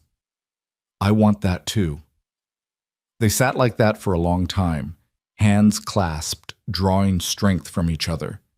And when Eleanor finally stood to walk back to town, Jonas walked with her, neither of them speaking, but both understanding that tomorrow would change everything, one way or another. The county board meeting was held in the town hall, a building that normally hosted dances and social gatherings, but today felt like a courtroom. Eleanor arrived early with Jonas, her carefully prepared documents in hand, her best dress pressed and perfect, despite the trembling of her fingers as she'd fastened the buttons that morning. The hall was already filling with people. Morrison was there, along with several other ranchers Eleanor recognized but didn't know well. May had closed the cafe for the afternoon, bringing several of her regular customers with her. Even Boone had come, standing in the back with his arms crossed, his expression grim. And there, in the front row, sat Cornelius Webb, looking supremely confident, his expensive suit and polished boots a stark contrast to the rough clothes of most attendees. The 5 board members filed in and took their seats at a long table at the front of the room. Eleanor recognized Morrison, saw him give her a subtle nod. Beside him sat Foster and Chen, the 2 undecided votes. And at either end sat the 2 men everyone knew belonged to Webb, Harrison Polk, who managed several of Webb's properties, and James Cartwright, whose debts to the bank were substantial and well known. This meeting of the Silver Ridge County Board is called to order, Morrison announced, his voice carrying through the packed hall. We're here to review the assessment of the Grant property and to determine appropriate action regarding outstanding debts. He looked directly at Eleanor. Miss Grant, you've requested an opportunity to address the board? Eleanor stood, her knees threatening to buckle, her mouth dry as dust. Every eye in the room was on her, and for one terrifying moment, her mind went completely blank. Then she saw Jonas, sitting in the front row, his expression steady and confident. She saw May, giving her an encouraging smile. She saw the faces of people who'd come to support her, who believed she could do this. She took a breath and began to speak, her voice growing stronger with each word. Members of the board, my name is Eleanor Grant, and I'm here to fight for my family's land. My uncle, William Grant, built his ranch from nothing 20 years ago. He weathered droughts and hard winters. He helped his neighbors. He contributed to this community. Yes, he struggled in his final years. Yes, he died in debt. But that doesn't erase what he built or negate my right as his sole heir to continue his legacy. She pulled out her first document, numbers she'd verified and re-verified 100 times. In the 3 months since I arrived in Silver Ridge, I've made significant improvements to the property. Fences have been repaired, buildings restored, livestock gathered and properly managed. I've documented every expense, every hour of labor. The property value has increased by at least 30% through these efforts. Miss Grant, Polk interrupted, his tone dismissive. Improvement alone doesn't address the outstanding debt. Your uncle owed $2,300. How do you propose to satisfy that obligation? Eleanor had expected this question, had prepared for it. I'm proposing a structured repayment plan. This autumn, I'll be taking 30 head of cattle to market. Conservative estimates project revenues of approximately $900. That's nearly 40% of the principal, paid within 4 months of taking possession. I'm requesting the board extend the loan terms to allow for continued payments from future sales. Future sales? Webb's voice cut through the room like a knife. Based on what? Your extensive ranching experience? Your demonstrated business acumen? He stood, addressing the board rather than Eleanor. Gentlemen, Mrs. Chen, let's be honest about what we're seeing here. Miss Grant is a well-meaning young woman who's in over her head. She's made some cosmetic improvements with the help of a hired hand, but that doesn't constitute a viable operation. This board's responsibility is to protect the county's financial interests, not to enable romantic notions of frontier adventure. Anger flared hot in Eleanor's chest. Romantic notions? I've worked 18-hour days for 3 months straight. I've learned skills I never knew existed. I've turned a dying property into one that's operational and profitable. If that's romance, Mr. Webb, then I'll take it over your brand of cynical opportunism any day. A ripple of reaction moved through the crowd. Approval, surprise, says. Tension. Webb's expression darkened. My assessment was based on professional standards and territorial regulations. If Miss Grant wants to impugn my integrity, I don't need to impugn it, Eleanor interrupted, her fear burning away in the heat of righteous anger. Your actions speak for themselves. You've used your position as deputy assessor to acquire properties at below-market prices, to pressure desperate people into selling. You came to me with an offer of $1,000 for land worth 3 times that, and when I refused, you retaliated with a punitive assessment designed to force foreclosure. That's a serious accusation, Morrison said, his voice carefully neutral but his eyes gleaming. It's the truth, Eleanor said firmly, and I'm not the only person in this room who knows it. She looked out at the crowd, saw nods of agreement, saw people whose families had been similarly pressured. How many properties has Mr. Webb acquired through foreclosure in the past 2 years? How many of those foreclosures came after his assessments as deputy assessor? Webb's face had gone red. This is outrageous. I'm here in my capacity as a concerned citizen and creditor, nothing more. My assessment was fair and professional, and if Miss Grant is unable to satisfy legitimate debts, that's her failure, not mine. Then explain the timing, Eleanor pressed. Explain why you offered to purchase my property for less than half its value, and when I refused, suddenly found it necessary to conduct an assessment that just happened to support foreclosure. Explain why you've been meeting privately with board members, pressuring them to support your position. I've had conversations, certainly, Webb said coldly. But unlike Miss Grant, I don't mistake business discussions for conspiracy. Perhaps if she spent less time on paranoid accusations and more time learning proper ranch management, she wouldn't be in this position. Perhaps if you spent less time using your position for personal gain, this board wouldn't need to waste time on manufactured crises, Eleanor shot back. The room erupted. People were shouting, some in support of Eleanor, others defending Webb. Morrison pounded his gavel, calling for order. The other board members looked uncomfortable, clearly not having anticipated such a direct confrontation. When quiet finally returned, Morrison spoke. Miss Grant, you've made serious allegations. Do you have evidence to support them? Eleanor hesitated. She had suspicions, patterns she'd noticed, stories she'd heard. But hard evidence? That was harder to come by. Before she could answer, a voice from the back of the room spoke up. I've got evidence. Every head turned. Standing near the door was a man Eleanor vaguely recognized, young, nervous-looking, wearing a clerk's clothes. State your name, Morrison said. David Harper, sir. I worked as a clerk at Silver Ridge Bank and Trust. The young man's voice shook, but he pushed forward through the crowd. I was there when Mr. Webb drafted his assessment of the Grant property. I heard him tell Mr. Polk that the assessment didn't matter, that he'd make sure it justified foreclosure, regardless of actual conditions. The room went dead silent. Webb's face had gone from red to white. That's a lie. This man is a disgruntled employee spreading slander. I'm not disgruntled, Mr. Webb. I'm disgusted. Harper pulled papers from inside his coat. I've kept copies of correspondence, records of properties acquired after assessments, records of Mr. Webb's personal holdings. It's all here. A pattern of using official position for private gain. Morrison reached for the papers, his expression grave. The other board members crowded around to look, even Polk and Cartwright, unable to hide their shock at having Webb's schemes laid bare so publicly. Eleanor stood frozen, hardly daring to believe what was happening.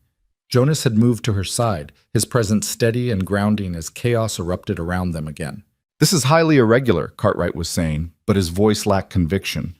What's irregular is a deputy assessor using his position to force foreclosures on properties he wants to acquire, Morrison said coldly, still reading through Harper's documents.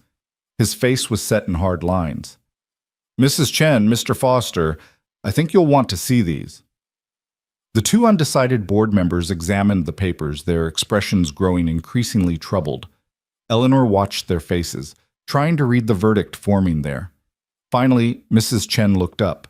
She was a handsome woman in her 40s, known for her sharp business sense and no-nonsense demeanor.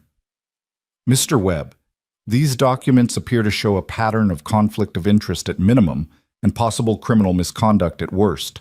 I move that this board immediately suspend your authority as deputy assessor pending a full investigation. Seconded, Foster said grimly. All in favor? Morrison called, and 3 hands went up, his own, Chen's, and Foster's. A clear majority. Polk and Cartwright sat silent, unable to vote against Webb, but unwilling to publicly support him now. Motion carries, Morrison declared. As for the matter of the Grant property, Miss Grant, your presentation has demonstrated competent management and a viable plan for debt repayment. I move that this board grant an extension of loan terms with quarterly reviews of progress. Miss Grant will make her first payment from the autumn cattle sale, with subsequent payments structured based on demonstrated cash flow. Seconded, Chen said immediately. The vote was the same, 3 in favor, 2 abstaining. Eleanor felt her knees buckle with relief, and Jonas's hand at her elbow was the only thing keeping her upright. Motion carries, Morrison said, his stern expression finally cracking into a smile. Miss Grant, the ranch is yours to keep and develop. Don't make us regret this decision. I won't, sir. I promise you won't. Eleanor's voice was thick with emotion. The crowd erupted in applause and cheers. People surged forward to congratulate her, to shake her hand, to tell her they'd known she could do it. May appeared and pulled Eleanor into a fierce hug. Morrison came down from the board table to shake her hand properly. Through it all, Eleanor kept looking for Jonas, needing to see him, to share this impossible victory with the person who'd made it possible. She finally spotted him near the door, and their eyes met across the crowded room. His smile was warm, proud, full of everything they hadn't yet said to each other. Webb had disappeared, slipping out in the chaos. Eleanor didn't care. Let him go. The ranch was hers, legally, officially hers. She'd stood up to power and won, not through money or connections, but through sheer stubborn determination and the support of people who believed in fighting for what was right. As the celebration continued around her, Eleanor felt something settle deep in her chest, a sense of belonging, of having earned her place in this rough territory. She'd come to Silver Ridge lost and desperate, with nothing but a dead man's legacy and dwindling hope. Now she had land, she had a future, and standing across that crowded room, watching her with warmth in his eyes, she had Jonas. Whatever came next, whatever challenges waited, she would face them here, in the territory that had tested her and found her worthy. The ranch was saved, but more than that, Eleanor Grant had saved herself, had discovered who she could be when pushed to the absolute limit and beyond. The girl from Philadelphia was gone, replaced by someone stronger, someone who could stand in the dust and the wind and call this harsh land home. The battle was won. Now the real work of building a life could begin. The celebration at May's Cafe lasted well into the night, but Eleanor slipped away before midnight, exhausted in a way that went beyond physical tiredness. She'd won, truly won, and the reality of it hadn't quite settled into her bones yet. The ranch was hers. The future she'd fought for was suddenly, impossibly real. Jonas found her standing on the porch of the ranch house, looking out at the moonlit landscape. She'd ridden out alone after leaving the party, needing space to process everything that had happened, but somehow she'd known he would follow. "You should be celebrating," he said quietly, coming to stand beside her. "The whole town wants to buy you drinks and hear the story of how you took down Cornelius Webb." "I didn't take him down. David Harper did that." Eleanor pulled her shawl tighter against the November chill. "I just refused to give up." "That's not nothing." Jonas leaned against the porch railing, his profile sharp in the moonlight. "Most people would have taken Webb's first offer and counted themselves lucky to escape with anything. You stood and fought when every rational calculation said you'd lose." "Maybe I'm not very rational." Eleanor tried to smile, but her voice wavered. "Jonas, I'm terrified." He turned to look at her, surprise flickering across his face. "Of what?" "You won. The ranch is saved." "That's what terrifies me." Eleanor's words came in a rush now, all the fear she'd been holding back flooding out. Fighting to keep it was one thing. Actually keeping it, actually making this work long term, that's something else entirely. What if I can't do it? What if the cattle sale doesn't bring enough money? What if next winter is harder than I can handle? What if I've just delayed the inevitable? "Eleanor," Jonas stepped closer, his hands gentle on her shoulders. "Listen to me. You're not alone in this. You've got Morrison's support, the town's backing, and you've got me. As long as you want me here, I'm not going anywhere." The words hung in the air between them, weighted with meaning that went beyond ranch partnership. Eleanor looked up at him, at the face that had become so familiar over these months of shared struggle, and felt her heart crack open completely. "I do want you here," she whispered, "not just as foreman or partner. Jonas, He kissed her before she could finish, and Eleanor felt everything else fall away. The fear, the exhaustion, the weight of responsibility. There was only this moment, only the warmth of his hands cradling her face, only the rightness of finally admitting what had been growing between them since that first day when they'd shaken hands over an impossible dream. When they finally broke apart, both breathing hard, Jonas rested his forehead against hers. "I've wanted to do that for weeks. Months, maybe. But I couldn't. Not while everything was uncertain. Not while you were fighting just to survive." "And now?" Eleanor's heart was racing. "Now we have time. Time to figure out what this is between us. Time to build something real." His smile was tender. "If you want that, if I'm not presuming too much." "You're not presuming anything I haven't been thinking myself." Eleanor touched his face, tracing the line of his jaw. "I came here with nothing, Jonas. No family, no home, no future. You helped me build all of that. You believed in me when I barely believed in myself." "You did the building. I just handed you tools." Jonas pulled her close, and Eleanor rested her head against his chest, listening to the steady beat of his heart. "But I'd like to keep doing that, if you'll let me. Keep building this life together. See where it leads." They stood like that for a long time, wrapped in each other and the quiet of the mountain night, and Eleanor felt something shift and settle inside her, some final piece of herself clicking into place. She'd found more than a ranch in Colorado territory. She'd found home, and she'd found love, and the combination felt like grace. The autumn cattle drive to Denver came sooner than Eleanor was ready for, but Jonas insisted the timing was right. "Market prices are good now," he explained as they prepared for the journey. "Wait until spring and we risk them dropping. Besides, we need that cash to make the first payment and stock up for winter." The drive itself was brutal work. Eleanor had thought she understood hard labor, but moving 30 head of cattle across rough territory while dealing with weather, predators, and the sheer unpredictability of livestock taught her new depths of exhaustion. Dutch rode with them, along with 2 hands Morrison had lent them, and Eleanor learned more about cattle management in those 5 days than she had in the previous 3 months. "You're a natural," Dutch told her on the 3rd night as they sat around the campfire. "Got good instincts for reading the herd, knowing when to push and when to hold back. That's something you can't really teach. Either you feel it or you don't." The praise warmed Eleanor, but she was too tired to do more than nod her thanks before falling asleep sitting up, her plate of beans still half full. Jonas covered her with a blanket and took her watch, letting her sleep through what should have been her turn. When she woke near dawn and realized what he'd done, she tried to scold him, but he just smiled and said, "Partners take care of each other. That goes both ways." Denver was overwhelming after months in Silver Ridge. So many people, so much noise, the sheer scale of civilization pressing in from all sides. But the stockyards were familiar territory to Jonas, and he guided them through the chaos of buyers and sellers with confident ease. The cattle sold for $940, even better than their most optimistic projections. The buyer was impressed with their condition, commenting that whoever had managed these animals knew what they were doing. Eleanor felt pride swell in her chest at Jonas's quiet, "That would be Miss Grant. She's the owner and primary manager."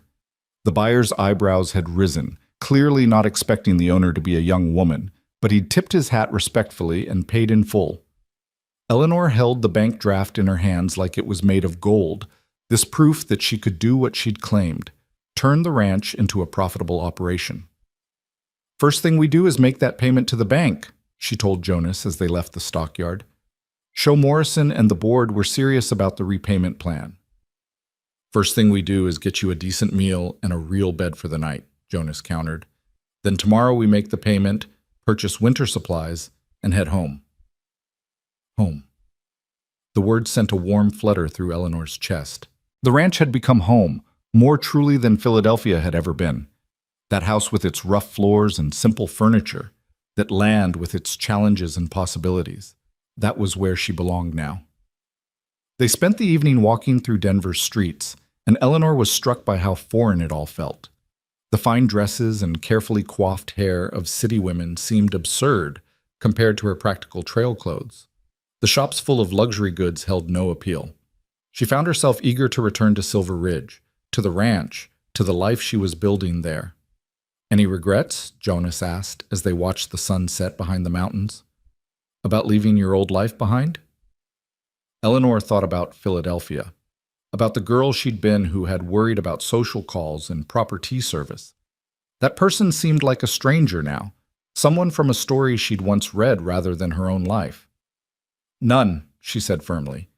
"That life was dying long before I left it. My father's illness, losing everything, it was all falling apart anyway. Coming here, fighting for the ranch, it gave me something I never had back east." "What's that?" "Purpose. Choice. The feeling that what I do matters, that I'm building something rather than just maintaining appearances." She looked up at him, finding his eyes warm and understanding. "Back in Philadelphia, I was playing a role. Dutiful daughter, proper lady, all the things I was supposed to be. Here, I get to decide who I am." Jonas smiled and pulled her close. "And who are you, Eleanor Grant?" "I'm still figuring that out," she admitted, "but I like who I'm becoming." They returned to Silver Ridge 3 days later, and Eleanor went straight to the bank with her payment. The new deputy assessor, a straight-laced man named Thompson who'd been appointed after Webb's removal, accepted it with professional courtesy and updated her account. Eleanor walked out with a receipt showing her first quarterly payment made in full, proof that she was honoring her commitments. Webb himself was nowhere to be seen. Rumor had it he'd left Silver Ridge shortly after the board meeting, departing before the formal investigation into his conduct could begin. Some said he'd gone to Denver, others claimed he'd headed to California. Eleanor didn't particularly care where he'd gone, only that he was gone, his shadow no longer hanging over her future. "That's one debt addressed," she told Jonas that evening as they reviewed their finances. "But we still owe Morrison for the hay, and we need to purchase breeding stock if we're going to build the herd back up." One step at a time, Jonas pointed to their remaining funds. "We've got enough to get through winter comfortably, with some left over for emergencies. Come spring, we focus on expanding operations. For now, we've earned the right to breathe a little." Breathing turned out to be harder than expected. Eleanor had spent so long in survival mode, fighting from one crisis to the next, that peace felt foreign and slightly dangerous. She found herself looking for threats that didn't exist, worrying about disasters that might never come. "You're doing it again," May said one morning when Eleanor came in for her shortened shift. "That thing where you look like you're waiting for the other shoe to drop." "I can't help it. Everything's been so hard for so long, it feels impossible that it could just..." Work out. May set down the coffee pot and looked at Eleanor seriously. Honey, you've earned this peace.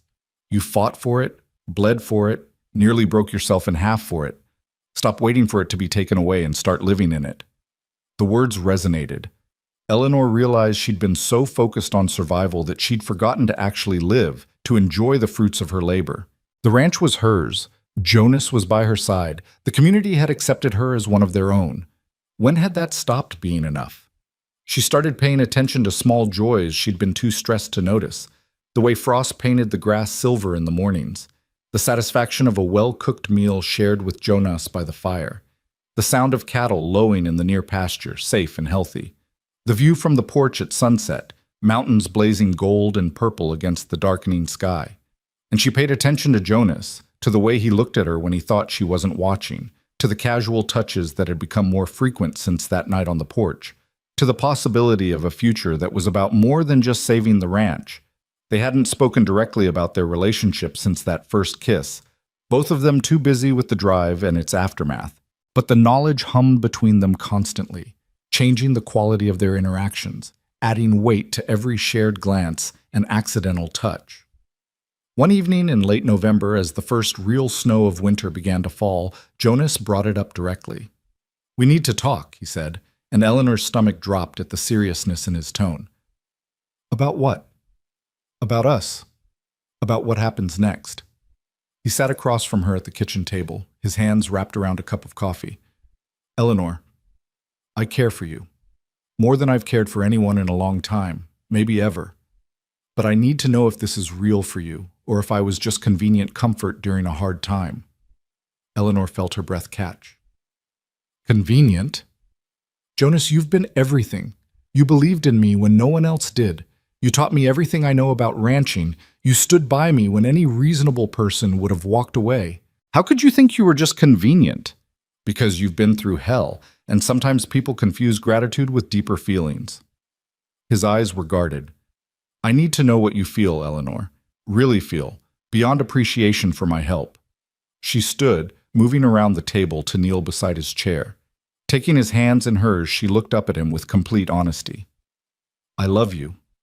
I don't know exactly when it happened. Maybe that first day when you offered to help save this place. Maybe later when I realized you saw me as capable instead of helpless. But somewhere along the way, you stopped being just my foreman or my partner and became the person I can't imagine my life without."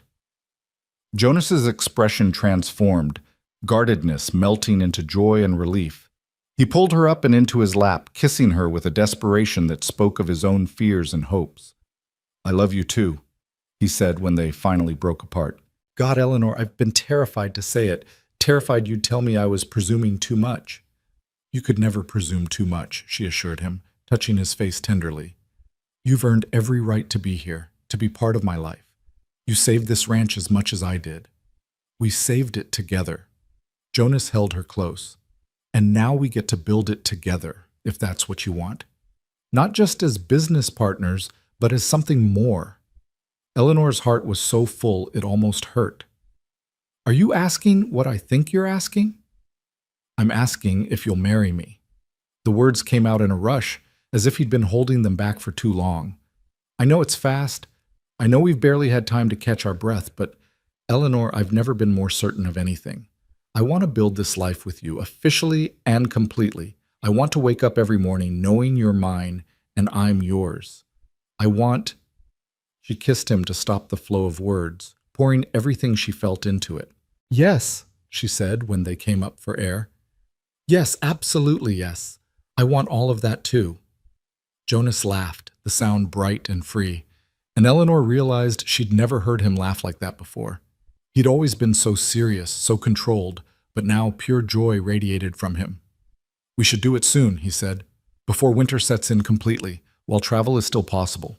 Get Morrison to stand witness, have May there. A small ceremony," Eleanor agreed. "Nothing fancy, just the people who matter." She smiled. "I don't even have a proper dress." "You could wear a feed sack and you'd be the most beautiful bride I've ever seen." Jonas tucked a strand of hair behind her ear. "But if you want a new dress, we can afford one now. You've earned some luxury, Eleanor." The thought of having something new, something beautiful that was purely for joy rather than necessity, made Eleanor's throat tight.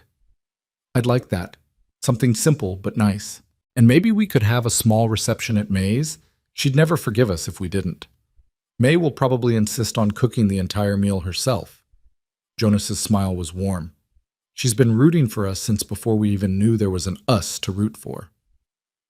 They spent the rest of the evening making plans, talking about the future with an ease that would have seemed impossible just months ago. The ranch had given Eleanor a home and a purpose. Jonas had given her love and partnership. Together, they were building something that felt solid and real and lasting. The next morning, Eleanor woke before dawn as usual, but instead of the dread or determination that had characterized her mornings for months, she felt something new, anticipation, not for challenges to overcome, but for life to be lived, for ordinary days made extraordinary by being shared with someone she loved. She found Jonas already in the barn, mucking stalls in the dim light. He looked up when she entered, his smile instantaneous and genuine. "Morning. Thought I'd get a head start on chores." "You always do." Eleanor picked up a pitchfork and joined him. "Jonas, about last night, having second thoughts?" His voice was carefully neutral, but she saw tension in his shoulders. "The opposite. I just wanted to say thank you." At his confused look, she elaborated. "For seeing me. Really seeing me. Not just the desperate girl who showed up with nothing. For believing I could do this before I believed it myself. For giving me time to figure out what I wanted instead of pushing for more before I was ready." Jonas set down his pitchfork and pulled her close, heedless of the barn dust and hay. "You're easy to see, Eleanor. You shine. I just had to wait until you were ready to let that light out." They stood like that for a long moment, wrapped in each other in the quiet of early morning, and Eleanor thought that this simple joy of being held by someone who knew her completely was worth every hardship she'd endured to get here. The weeks leading up to their wedding flew by in a whirl of preparation and ranch work. Eleanor ordered fabric from Denver and sewed her own dress with May's help, creating something simple but elegant in deep cream-colored silk. May insisted on handling all the food, recruiting half the women in town to help prepare a feast that far exceeded what Eleanor had envisioned for a small ceremony.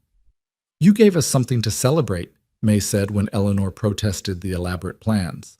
"Let us celebrate properly. God knows this town needs some joy after all the tension with Webb." Morrison agreed to stand as witness, along with Dutch, who declared gruffly that he'd known from the start that Eleanor and Jonas were meant for each other. "Seen it in the way you work together," he said. "Two people who fit like that, it's rare. You're lucky to have found it." Eleanor knew he was right. She'd come to Colorado Territory with nothing, seeking only survival. She'd found so much more: purpose, home, community, and love that felt like it had been waiting for her all along. The ceremony was held on a clear December morning, cold enough that their breath misted in the air, but with the sun bright and warming. They gathered in the ranch house parlor, the room crowded with people who'd supported them through the fight for this land. The local minister, a kindly man named Reverend Davis, performed a simple service that focused on partnership and commitment, on two people choosing to build a life together. Eleanor wore her new dress with a crown of dried wildflowers May had saved from autumn. Jonas wore his best clothes, brushed clean and pressed, looking more nervous than she'd ever seen him. When he took her hands and spoke his vows, his voice shook slightly with emotion. "I promise to stand beside you in all things," he said, "to share your burdens and your joys, to build this life we've started into something lasting and true. You've taught me what courage looks like, Eleanor. Let me spend my life trying to be worthy of yours." Eleanor's own vows came from her heart, unprepared but deeply felt. "I came here lost and alone, and you gave me a place to stand. You saw strength in me I didn't know I had. I promise to keep building this life with you, to face whatever comes with the same partnership that brought us through these hard months. I love you, Jonas. Thank you for waiting until I was ready to say it." When the minister pronounced them married and Jonas kissed her, the room erupted in cheers and applause. May was crying openly. Morrison was grinning widely. Dutch was wiping suspiciously at his eyes. The celebration that followed was exactly what Eleanor had hoped for: joyful, warm, full of laughter and good food and the sense of community she'd found in this rough territory. People told stories about her uncle, sharing memories that painted a picture of the man she'd never really known. They toasted the newlyweds, wished them prosperity and happiness, and stayed well into the evening, transforming the simple ranch house into a place of light and warmth and belonging. As the party finally wound down and the last guest departed, Eleanor and Jonas stood on the porch watching their friends make their way down the road toward town. The stars were brilliant in the clear winter sky, and the mountains rose like sentinels in the moonlight. "Mrs. Hale," Jonas said, testing out the name. "How does it feel?" Eleanor considered. She'd been Eleanor Grant for 23 years, carrying her father's name and the expectations that came with it. Now she was Eleanor Hale, wife to a cowboy, owner of a Colorado ranch, a woman who'd made herself through determination and grit. "It feels right," she said finally, "like the last piece of myself clicking into place. I'm not just someone's daughter anymore or someone's niece. I'm me, Eleanor Hale, rancher, fighter, woman who refused to give up even when giving up was the sensible choice." "Woman who saved herself," Jonas added, pulling her close. "Never forget that, Eleanor. I helped, Morrison helped, May helped, but you did the saving. You're the one who fought when anyone else would have run. This ranch, this life, you built it." She leaned into him, drawing warmth from his solid presence. "We built it, and now we get to live in it, really live, instead of just surviving." She looked up at him, seeing love and pride and promise in his eyes. "What do you think comes next?" "Everything," Jonas said simply. "Spring and planting, summer and harvest, years of building and growing. Children, maybe, if we're blessed. Growing old together on this land, watching it thrive because we refuse to let it die." He smiled. "Whatever comes, we face it together. That's all I need to know." Eleanor thought about the girl who'd stepped off the stagecoach 5 months ago, lost, desperate, clinging to the slim hope that a relative she'd never met might offer refuge. That girl was gone, transformed by hardship and determination into someone stronger, someone capable of standing in the face of threats and saying no, of fighting for what mattered even when the odds were impossible. She'd lost so much to get here: her father, her old life, the person she'd been raised to be. But in losing all of that, she'd found something more valuable: herself, her strength, her purpose. And she'd found Jonas, a partner in the truest sense, someone who saw her completely and loved what he saw. "Thank you," she said softly. "For what?" "For being here. For that first day when you didn't send me away, when you offered to help even though it made no practical sense. For every day after, every moment of teaching and patience and faith. For loving me." Jonas's arms tightened around her. "Thank you for letting me, for seeing past the rough edges to what I could offer, for trusting me with your dreams and your heart." He kissed the top of her head. "I promise I'll spend every day trying to deserve that trust." They stood like that as the night deepened, wrapped in each other, and the profound peace of knowing they were exactly where they belonged. The ranch stretched around them, land they'd fought for and won, land they would nurture and protect and pass on someday to the next generation. Inside the house, the fire burned low in the hearth, casting warm shadows on walls that had witnessed so much struggle and now held the promise of joy. The cedar bench her uncle had built still sat on the porch, weathered by time and elements, a silent witness to the transformation that had taken place here.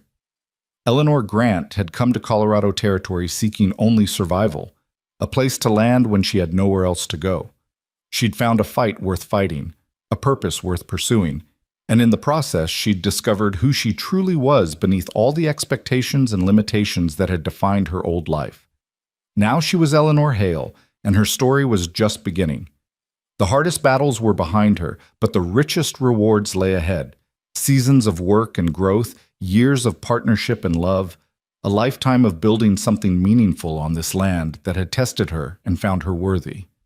As Jonas led her inside to begin their first night as husband and wife, Eleanor looked back one last time at the mountain silhouetted against the star-bright sky. She'd arrived at dusk, lost and alone. She'd fought through the darkness, refusing to surrender even when surrender seemed inevitable. And now she stood in the light of a future she'd created with her own hands, her own courage, her own stubborn refusal to give up on what mattered. The journey from that first frightened moment off the stagecoach to this peaceful joy had been brutal and beautiful in equal measure. But every step had been worth it to arrive here, at home, at peace, at the beginning of everything she'd been seeking without knowing what she sought. The ranch was saved, her place in this territory secured, and beside her stood a man who would walk through fire for her as she would for him. Whatever came next, they would face it together. And that was enough. More than enough. It was everything. Winter settled over the ranch like a blanket, transforming the landscape into something both beautiful and unforgiving.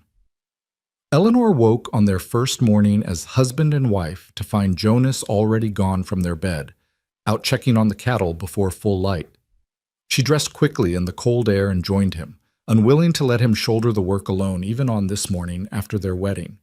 He looked up from breaking ice on the water trough and smiled, that warm expression that still made her heart skip. "You should be resting. Yesterday was a long day." So was every day before it.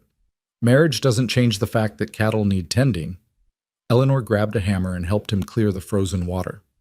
"Besides, I thought we agreed. Partners in everything." "Partners in everything," Jonas echoed, pulling her in for a quick kiss that tasted like cold air and promise. "Though I reserve the right to occasionally insist you rest when you're running yourself ragged." "Only if I get the same right," Eleanor countered, and they both laughed, the sound bright in the winter morning. The months that followed tested them in new ways.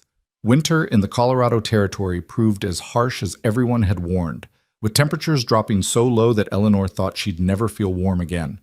They lost 2 calves to cold despite their best efforts, and Eleanor cried over the small frozen bodies, feeling like she'd failed them somehow. "This is ranching," Jonas said gently, holding her as she wept. "You do everything right, and sometimes nature takes what it wants anyway. It's not your fault, Eleanor. It's just the way of things out here." She knew he was right, but the losses still hurt. Every animal represented investment, effort, hope for the future. She'd become attached to the herd in ways she hadn't anticipated, learning their individual personalities, worrying over each one like they were pets rather than livestock. But the ranch also brought unexpected joys that winter. Evenings by the fire with Jonas, reading aloud from books May lent them, while snow piled against the windows. Teaching Jonas to play the card games her father had taught her, laughing when he proved surprisingly competitive. The simple pleasure of cooking meals together in the warm kitchen, working side by side in comfortable silence. And there were the neighbors, checking in on each other as winter deepened. Morrison stopped by regularly, always with some excuse about needing to borrow a tool or return something, but really just making sure they had what they needed.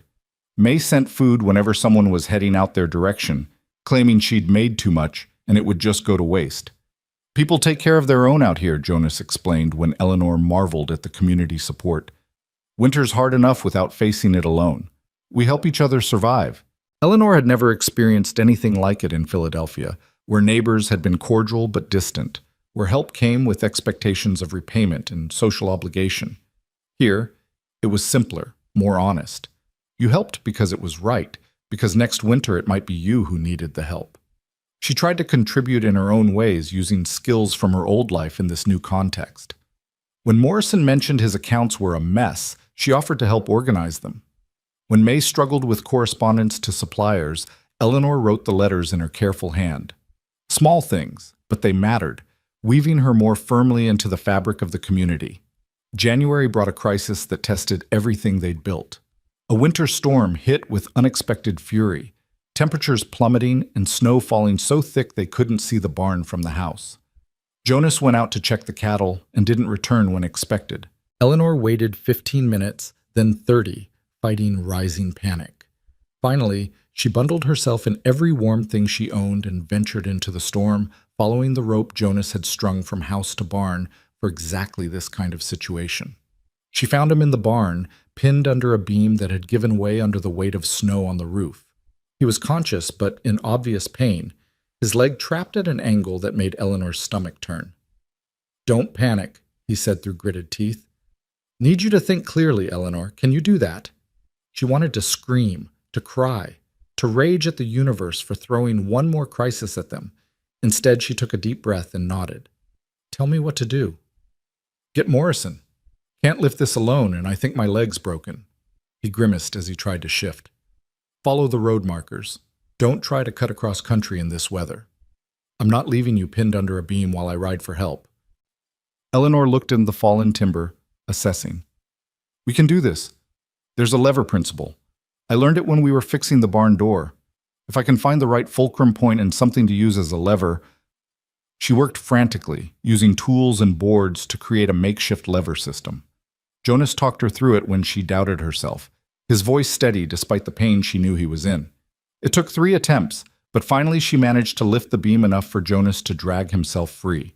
His leg was definitely broken, the bone mercifully not protruding, but the swelling and unnatural angle unmistakable. Eleanor fashioned a splint from boards and rope, her hands shaking but her mind clear. Then she half-carried, half-dragged Jonas back to the house, following the rope through the blinding snow. Getting him into bed, she stoked the fire high and wrapped him in every blanket they owned. "I'm going for the doctor now." "Eleanor, no. The storm's too dangerous. You can't ride in this." Jonas grabbed her hand. "I'll be fine until morning. The splint will hold." "You need proper medical care. What if there's internal damage? What if..." Her voice cracked.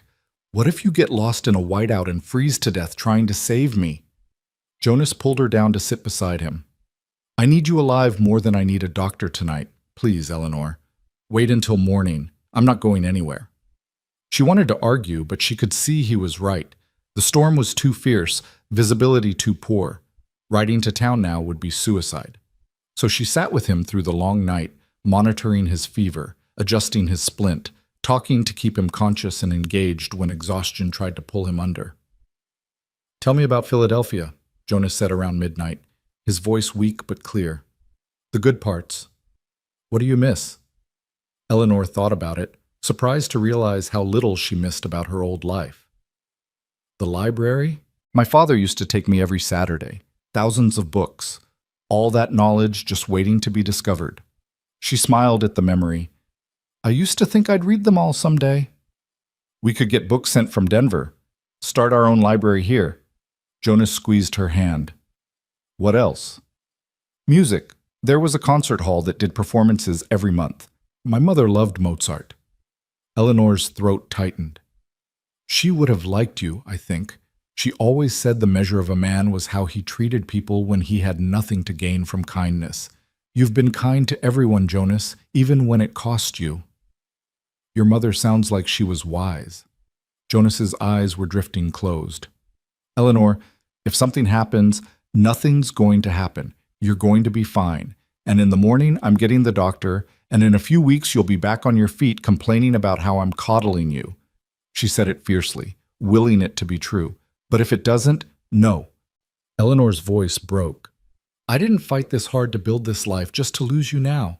You don't get to give up, Jonas Hale. You promised me everything, remember?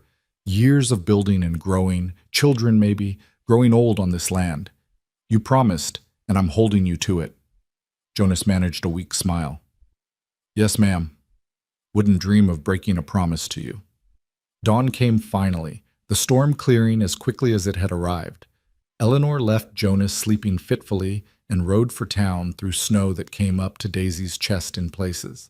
The doctor, a competent man named Brennan, returned with her immediately, examining Jonas with practiced efficiency.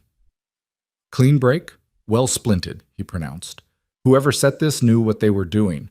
He'll need to stay off it for 6 weeks minimum, but he should heal fine." Relief flooded through Eleanor so powerfully she had to sit down. 6 weeks. We can manage 6 weeks." "You'll have to," Dr. Brennan said bluntly. "Any weight on this leg before it's healed properly, and he could end up with a permanent limp or worse.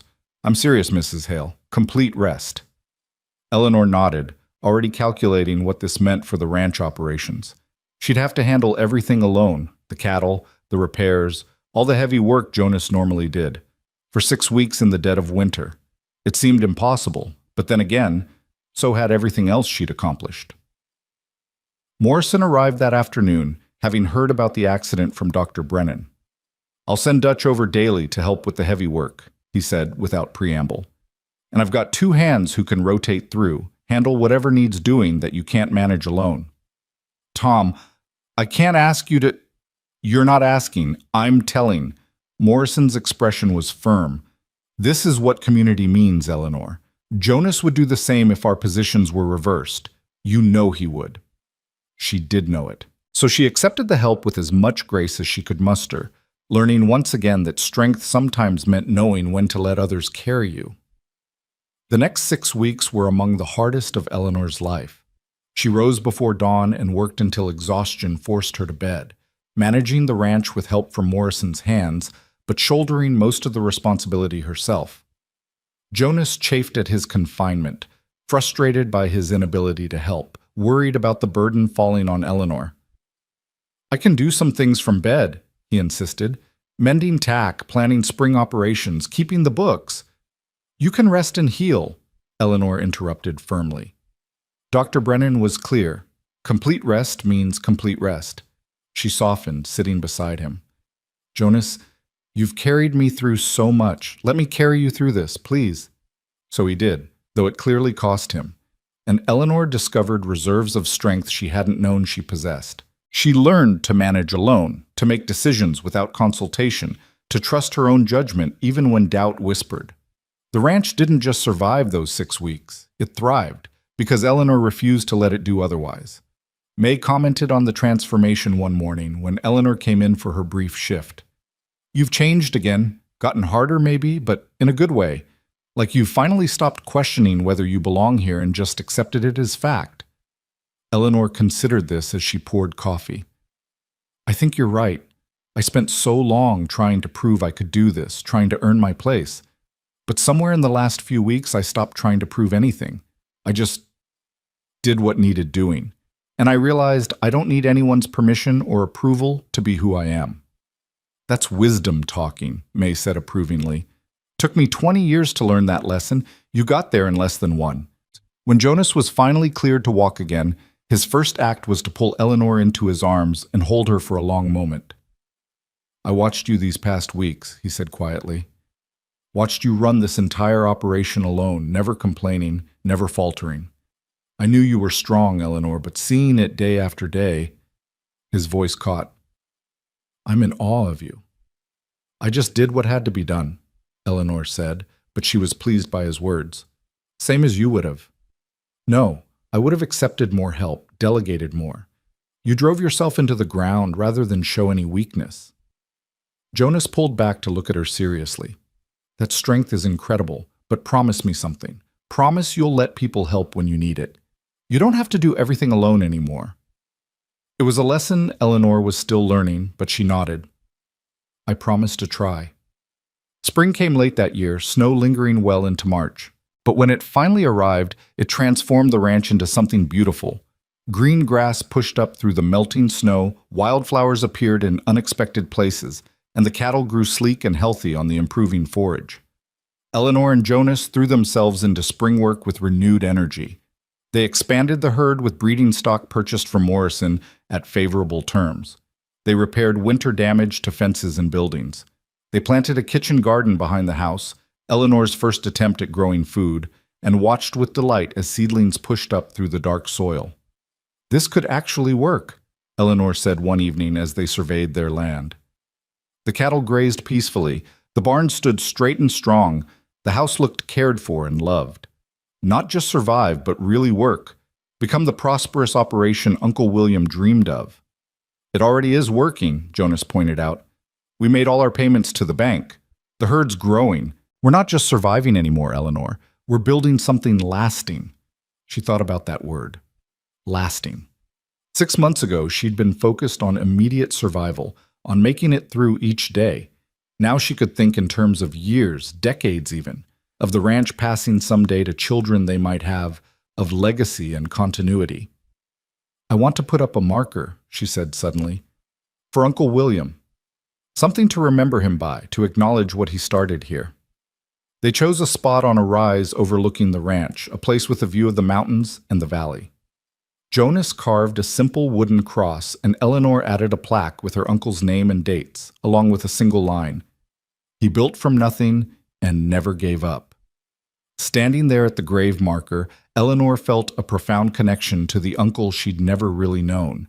He'd struggled and failed in many ways, but he'd also persevered, creating something from raw land and determination. She was his legacy, carrying forward what he'd started, proving that his dream hadn't been in vain. "Thank you," she whispered to the wind, "for giving me a place to land, for starting something I could finish, for teaching me, even in death, that giving up isn't the only option." Jonas's hand found hers, steady and warm. They stood together in silence, honoring the man whose failures and triumphs had made their success possible. Summer brought prosperity beyond what Eleanor had dared hope. The cattle thrived, their numbers growing with healthy calves. The garden produced abundantly, more vegetables than they could eat, so Eleanor learned to can and preserve, filling shelves with jars of food for winter. Morrison connected them with other ranchers, and Jonas's reputation for quality stock began to spread. Money remained tight, but there was enough now. Enough for necessities, enough for modest improvements, enough to breathe without constant panic. Eleanor no longer lay awake at night, calculating whether they could afford next month's supplies. The constant crisis mode she'd lived in for so long began to ease, replaced by something that felt almost like security. May noticed, of course. "You look happy," she commented one morning. "Really happy. Not just, I'm surviving another day happy." Eleanor realized it was true. Somewhere between crisis and recovery, between fighting and building, she'd found genuine contentment. "I didn't think I would be," she admitted. "After losing my parents, losing everything, I thought maybe happiness wasn't something I got to have anymore. But this life, this ranch, Jonas, it's better than anything I left behind." "That's because you built it yourself," May said wisely. "Things given to us are nice, but things we earn with our own hands and hearts, those are what matter. You didn't just inherit this ranch, Eleanor. You saved it, transformed it, made it yours through sheer stubborn determination. That means something." As summer deepened, Eleanor found herself thinking about the future in new ways. She and Jonas talked late into warm evenings about expansion plans, about possibly breeding horses in addition to cattle, about slowly building the ranch into something even larger than her uncle had achieved. But they also talked about family, about children, about the legacy they wanted to create beyond just land and livestock. Eleanor wasn't pregnant yet, but they both hoped it would happen in time. The thought of children running through the ranch house, learning to ride and rope and love this land as they did, it felt right, like the natural next chapter of the story they were writing. "My mother would have loved this place," Eleanor said one night as they sat on the porch, watching stars emerge. "She loved my father's garden in Philadelphia, spent hours tending flowers. But this," she gestured at the wild landscape, "this would have amazed her. All this space, all of this possibility." "Tell me about her," Jonas said. "I know you've mentioned her, but I want to really know. What was she like?" So Eleanor told him stories she hadn't thought about in years. Her mother's laugh, her gentle wisdom, her strength in facing her own death with grace.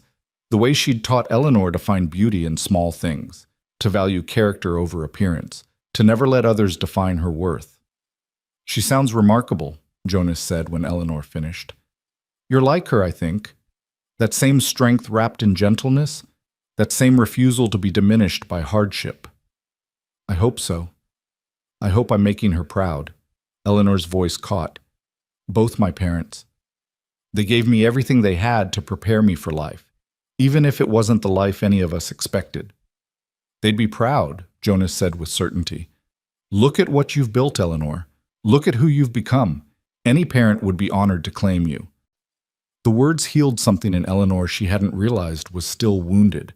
She'd spent so long feeling like she'd failed her parents by losing everything they'd built, by leaving their world behind. But maybe she'd honored them more completely by using what they'd taught her to build something new, something lasting in a place they'd never seen. August brought news that changed everything. Eleanor had been feeling tired and unwell for weeks, dismissing it as the effects of hard work and summer heat. But when she missed her monthly courses for the second time, she went to see Dr. Brennan, hope and fear warring in her chest. "You're pregnant," he confirmed, his expression warm. "About 8 weeks along, I'd estimate." Congratulations, Mrs. Hale. Eleanor walked out of his office in a daze. Pregnant. She was going to have a baby. She and Jonas were going to be parents. The news was overwhelming, terrifying, and absolutely wonderful all at once. She found Jonas mending fence on the north pasture and just blurted it out. I'm pregnant. He dropped his hammer, staring at her. We're... A grin split his face, pure joy radiating from him. Eleanor, we're going to have a baby. He swept her up and spun her around, both of them laughing and crying at once. When he finally set her down, his hands cradled her face tenderly. This is everything, he said. Everything I didn't know I wanted until I met you. A family, a real family, here on this land we've built together. I'm scared, Eleanor admitted. What if something goes wrong? What if I can't do this? You can do anything, Jonas said with absolute conviction. You've proven that 100 times over. You'll be an amazing mother, Eleanor. Our child is going to be so lucky to have you. They told their friends that evening at May's, and the celebration that erupted was immediate and enthusiastic. May hugged Eleanor so tight she could barely breathe, already planning menus for after the baby came. Morrison shook Jonas's hand with genuine warmth, offering advice about balancing ranching with fatherhood.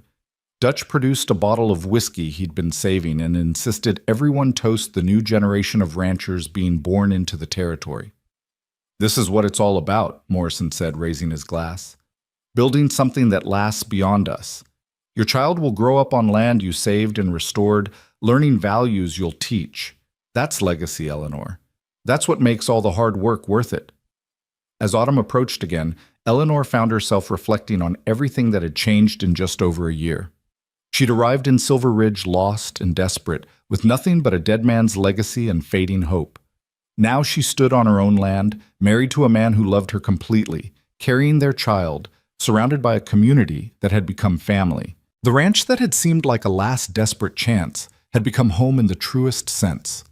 Every fence she'd mended, every cow she'd tended, every sunrise she'd witnessed from the porch, they'd woven themselves into her identity until she couldn't imagine being anyone other than who she'd become. Jonas noticed her pensive mood one evening and asked about it. I'm just thinking about how much has changed, Eleanor said, resting a hand on her still flat stomach. A year ago, I was alone and terrified. Now I have everything I could want. It seems impossible. Nothing about what we built was impossible, Jonas corrected gently. Improbable, maybe. Difficult, certainly. But never impossible because you refused to accept that as an answer. He was right, Eleanor realized. Every obstacle that had seemed insurmountable, Webb's opposition, the bank's debt, her own inexperience, she'd faced and overcome not through any special advantage, but through sheer refusal to give up. The ranch had been saved not by miracle, but by work, by determination, by the gradual accumulation of small victories that added up to transformation. When autumn came and they took their second cattle drive to market, the results exceeded even their optimistic projections. The herd they'd carefully managed and expanded sold for nearly $1,500, enough to make their next payment and still have a cushion for the coming winter. The buyer recognized Jonas from the previous year and commented on the obvious improvement in their operation. You've built something solid here, he said, counting out payment. Word's spreading about your stock. You keep this up, you'll have buyers coming to you instead of the other way around. Riding back from Denver, Eleanor and Jonas were both quiet, processing what they'd achieved. They'd done it. Really done it. The ranch was not only saved but thriving, poised to grow into something substantial. The impossible dream she'd clung to that first desperate day had become tangible reality. What are you thinking? Jonas asked as they crested the last hill before home. I'm thinking about that bench, Eleanor said. The one on the porch that Uncle William built. I was sitting there the first time we really talked. Remember? I was almost out of hope, ready to give up. And you said the place wasn't lost yet. I remember. You looked like a ghost, all pale and scared, but there was something in your eyes that told me you were stronger than you looked. I sat on that bench so many times over the past year. Every time things got hard, every time I wanted to quit, I'd sit there and look at the land and remember that first conversation. The bench became like a promise to myself, that I wouldn't give up, wouldn't let this place be lost. Jonas reached over and took her hand. It's not lost. It never will be. Not as long as we're here to protect it. Winter came again, but this time Eleanor faced it without fear. They were prepared, supplies stocked, animals protected, the house weatherproofed and cozy. And Eleanor carried life within her pregnancy advancing as snow piled outside. Dr. Brennan visited regularly despite the weather, checking on both mother and child, pronouncing both healthy and strong. May had essentially adopted Eleanor, fussing over her diet and rest, insisting she cut back on ranch work as her belly grew. Eleanor chafed at the restrictions but accepted them, knowing her primary job now was protecting the child she carried.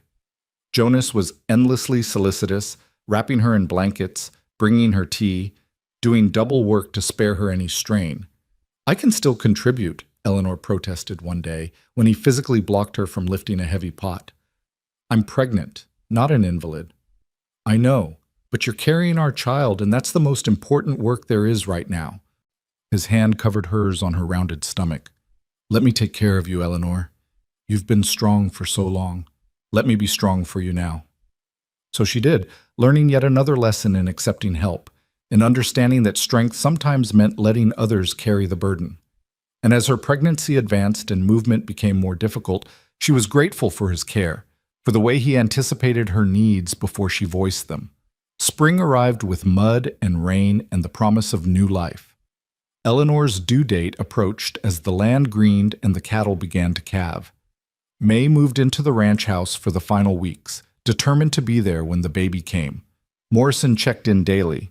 Even Dutch appeared with a hand-carved cradle he'd spent the winter making, gruff and embarrassed when Eleanor cried over its beauty. "Just figured the little one should have something proper to sleep in," he muttered.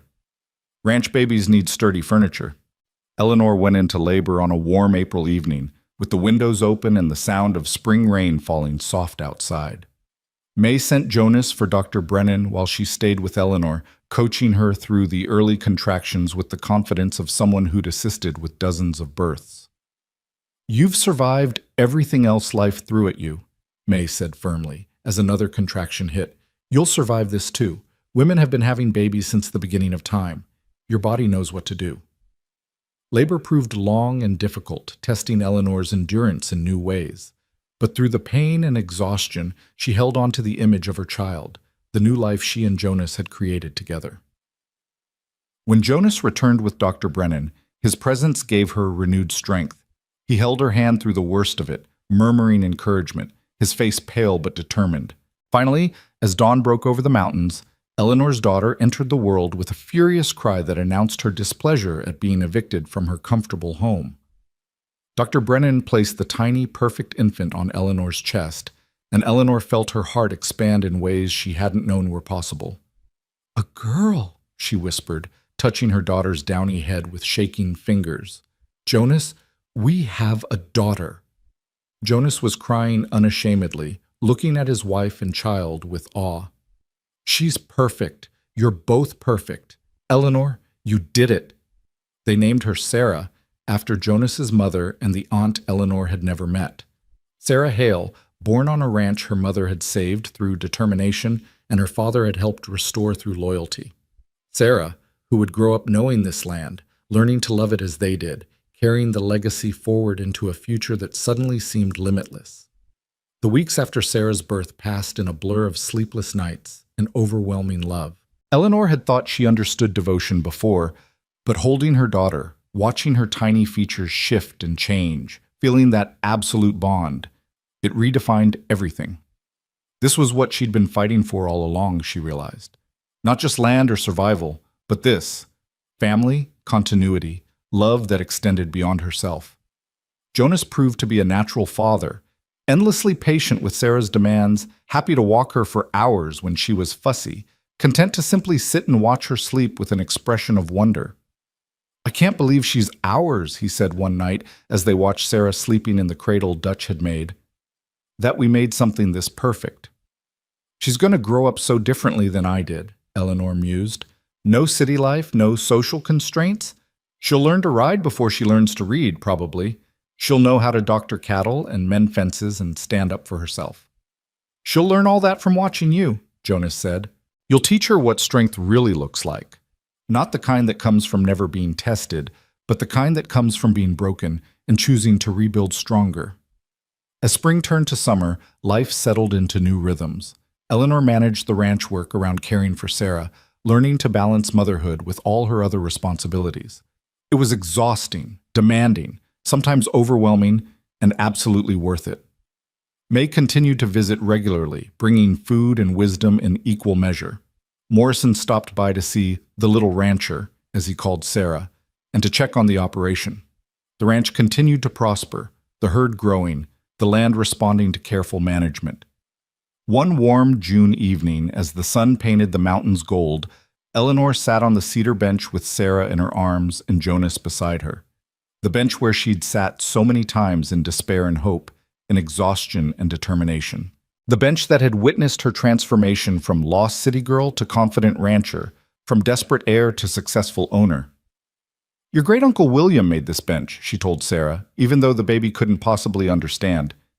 "He built it with his own hands. From wood he cut himself. It survived storms and snow and time, kind of like this ranch, kind of like us." Jonas's arm came around her shoulders. "What are you thinking?" "I'm thinking about waiting," Eleanor said softly. "About all the times I sat on this bench waiting for something, for help to arrive, for solutions to appear, for hope to return. I spent so much time waiting at dusk that in between time when you can't quite see the future but the day is ending, I thought the darkness would swallow everything. But it didn't. No, because I kept waiting, kept believing that tomorrow might bring something better. And it did, Jonas. You wrote in that day when I'd almost given up completely. You came back with those men and that paper that saved the ranch.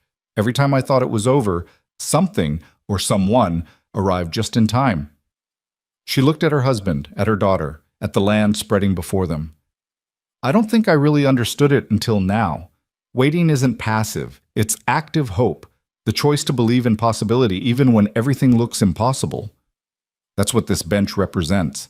The courage to keep waiting, to keep believing, even when dusk falls and darkness seems certain." Jonas kissed her temple. "You weren't just waiting, though. You were working, fighting, building. You made your own hope." "Maybe. But I also learned to accept help, to let others care for me, to trust that I wasn't alone." Eleanor smiled at Sarah, who was dozing in her arms. "That's what I want to teach her. To be strong, yes, but also to know when to wait for help, when to accept support, when to trust in community and connection." They sat in comfortable silence as the sun dropped lower, painting the sky in shades of orange and pink. The cattle lowed in the distance. The wind whispered through the cottonwoods her uncle had planted decades ago. Everything was peaceful, settled, right in ways Eleanor had stopped believing were possible. "Do you ever regret it?" Jonas asked quietly. "Leaving Philadelphia, coming here, all the hardship you endured?" Eleanor didn't even have to think about it. "Never. Not for 1 second. That life was killing me slowly, not through cruelty, but through emptiness. I was playing a role following a script someone else had written. Here, I get to write my own story. We're writing it together." "And what a story it is." Jonas stood, carefully taking Sarah from Eleanor's arms. "Come on, let's go inside. I'll make supper while you rest." "I can help. I know you can.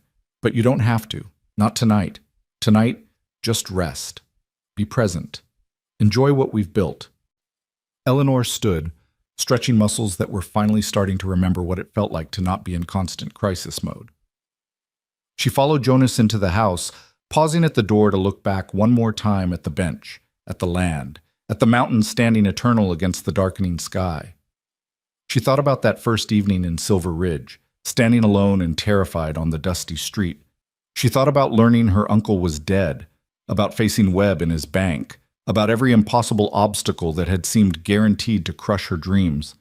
She thought about all the times she'd sat on that bench at dusk, exhausted and scared, waiting for hope to return. And here she was, alive, thriving, surrounded by love, with a ranch that was finally and truly hers, with a family she'd built from nothing but determination and faith. The waiting had been worth it. Every tear, every setback, every moment of despair, all worth it to arrive at this moment of profound peace and belonging, Years would pass, Eleanor knew. Sarah would grow, perhaps joined by siblings. The ranch would continue to evolve, seasons rolling by in their endless cycle. There would be challenges ahead. There always were. Hard winters and dry summers, market fluctuations and unexpected crises. Life would test them again and again, but they would face it together, the family they'd chosen to become, on the land they'd fought to keep.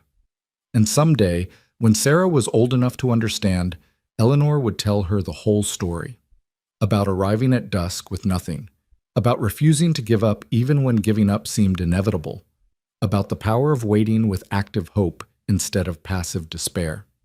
She would tell Sarah about the bench where her mother had learned what strength really meant.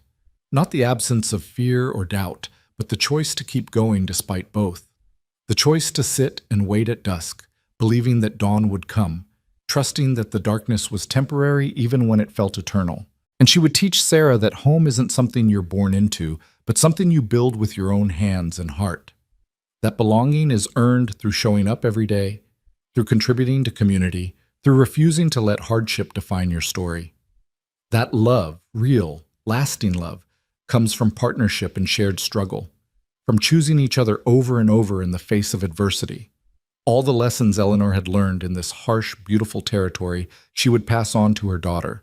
And Sarah would grow up knowing that she came from strength, that she was the daughter of a woman who'd faced impossible odds and won through sheer stubborn determination.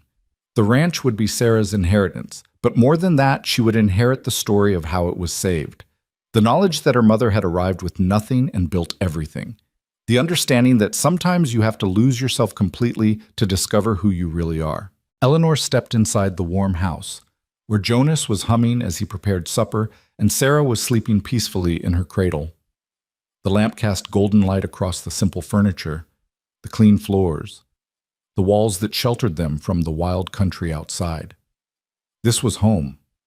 This was the life she'd fought for and won. This was everything she'd been seeking when she stepped off that stagecoach, even though she hadn't known it then. She'd come to Colorado Territory seeking survival and found so much more: purpose, love, community, identity. She'd arrived as Eleanor Grant, lost daughter of a dead banker, and became Eleanor Hale, rancher, wife, mother, woman who'd saved herself and discovered who she truly was in the process. The bench on the porch would remain there for decades, weathering through seasons and years, a silent witness to the transformation that had taken place here. Future generations would sit on it, perhaps never knowing the full story of the woman who'd sat there so many times at dusk, waiting for hope to ride in on horseback. But Eleanor would know, and Jonas would know. And they would remember always the power of refusing to give up, of choosing to wait and work and hope, even when darkness seemed certain. The girl who'd arrived at dusk was gone, replaced by a woman who'd learned to trust in dawn. And as Eleanor moved through her house, checking on her sleeping daughter, smiling at her husband, feeling the weight of this life she'd built settling around her like a blessing, she understood finally that this was what happiness looked like. Not the absence of struggle, but the presence of purpose. Not perfect days, but meaningful ones. Not ease, but the satisfaction of having earned every single thing she had through her own courage and determination. The ranch was saved. The family was thriving. The future stretched ahead, full of possibility and promise. And Eleanor Hale, who'd once been Eleanor Grant, who'd once been lost and desperate and alone, sat down to supper with her husband and infant daughter in the house she'd fought to keep, on the land she'd refused to lose, in the territory that had tested her and found her worthy. She'd waited at dusk, and dawn had come, bringing everything she'd hoped for, and more than she'd dared to dream. And as the stars emerged over the Colorado mountains and peace settled over the ranch like a blanket, Eleanor finally let herself fully believe in the permanence of what she'd built. This was home. This was family. This was the life she'd created from ashes and determination and stubborn, beautiful hope. And it was enough. More than enough. It was everything.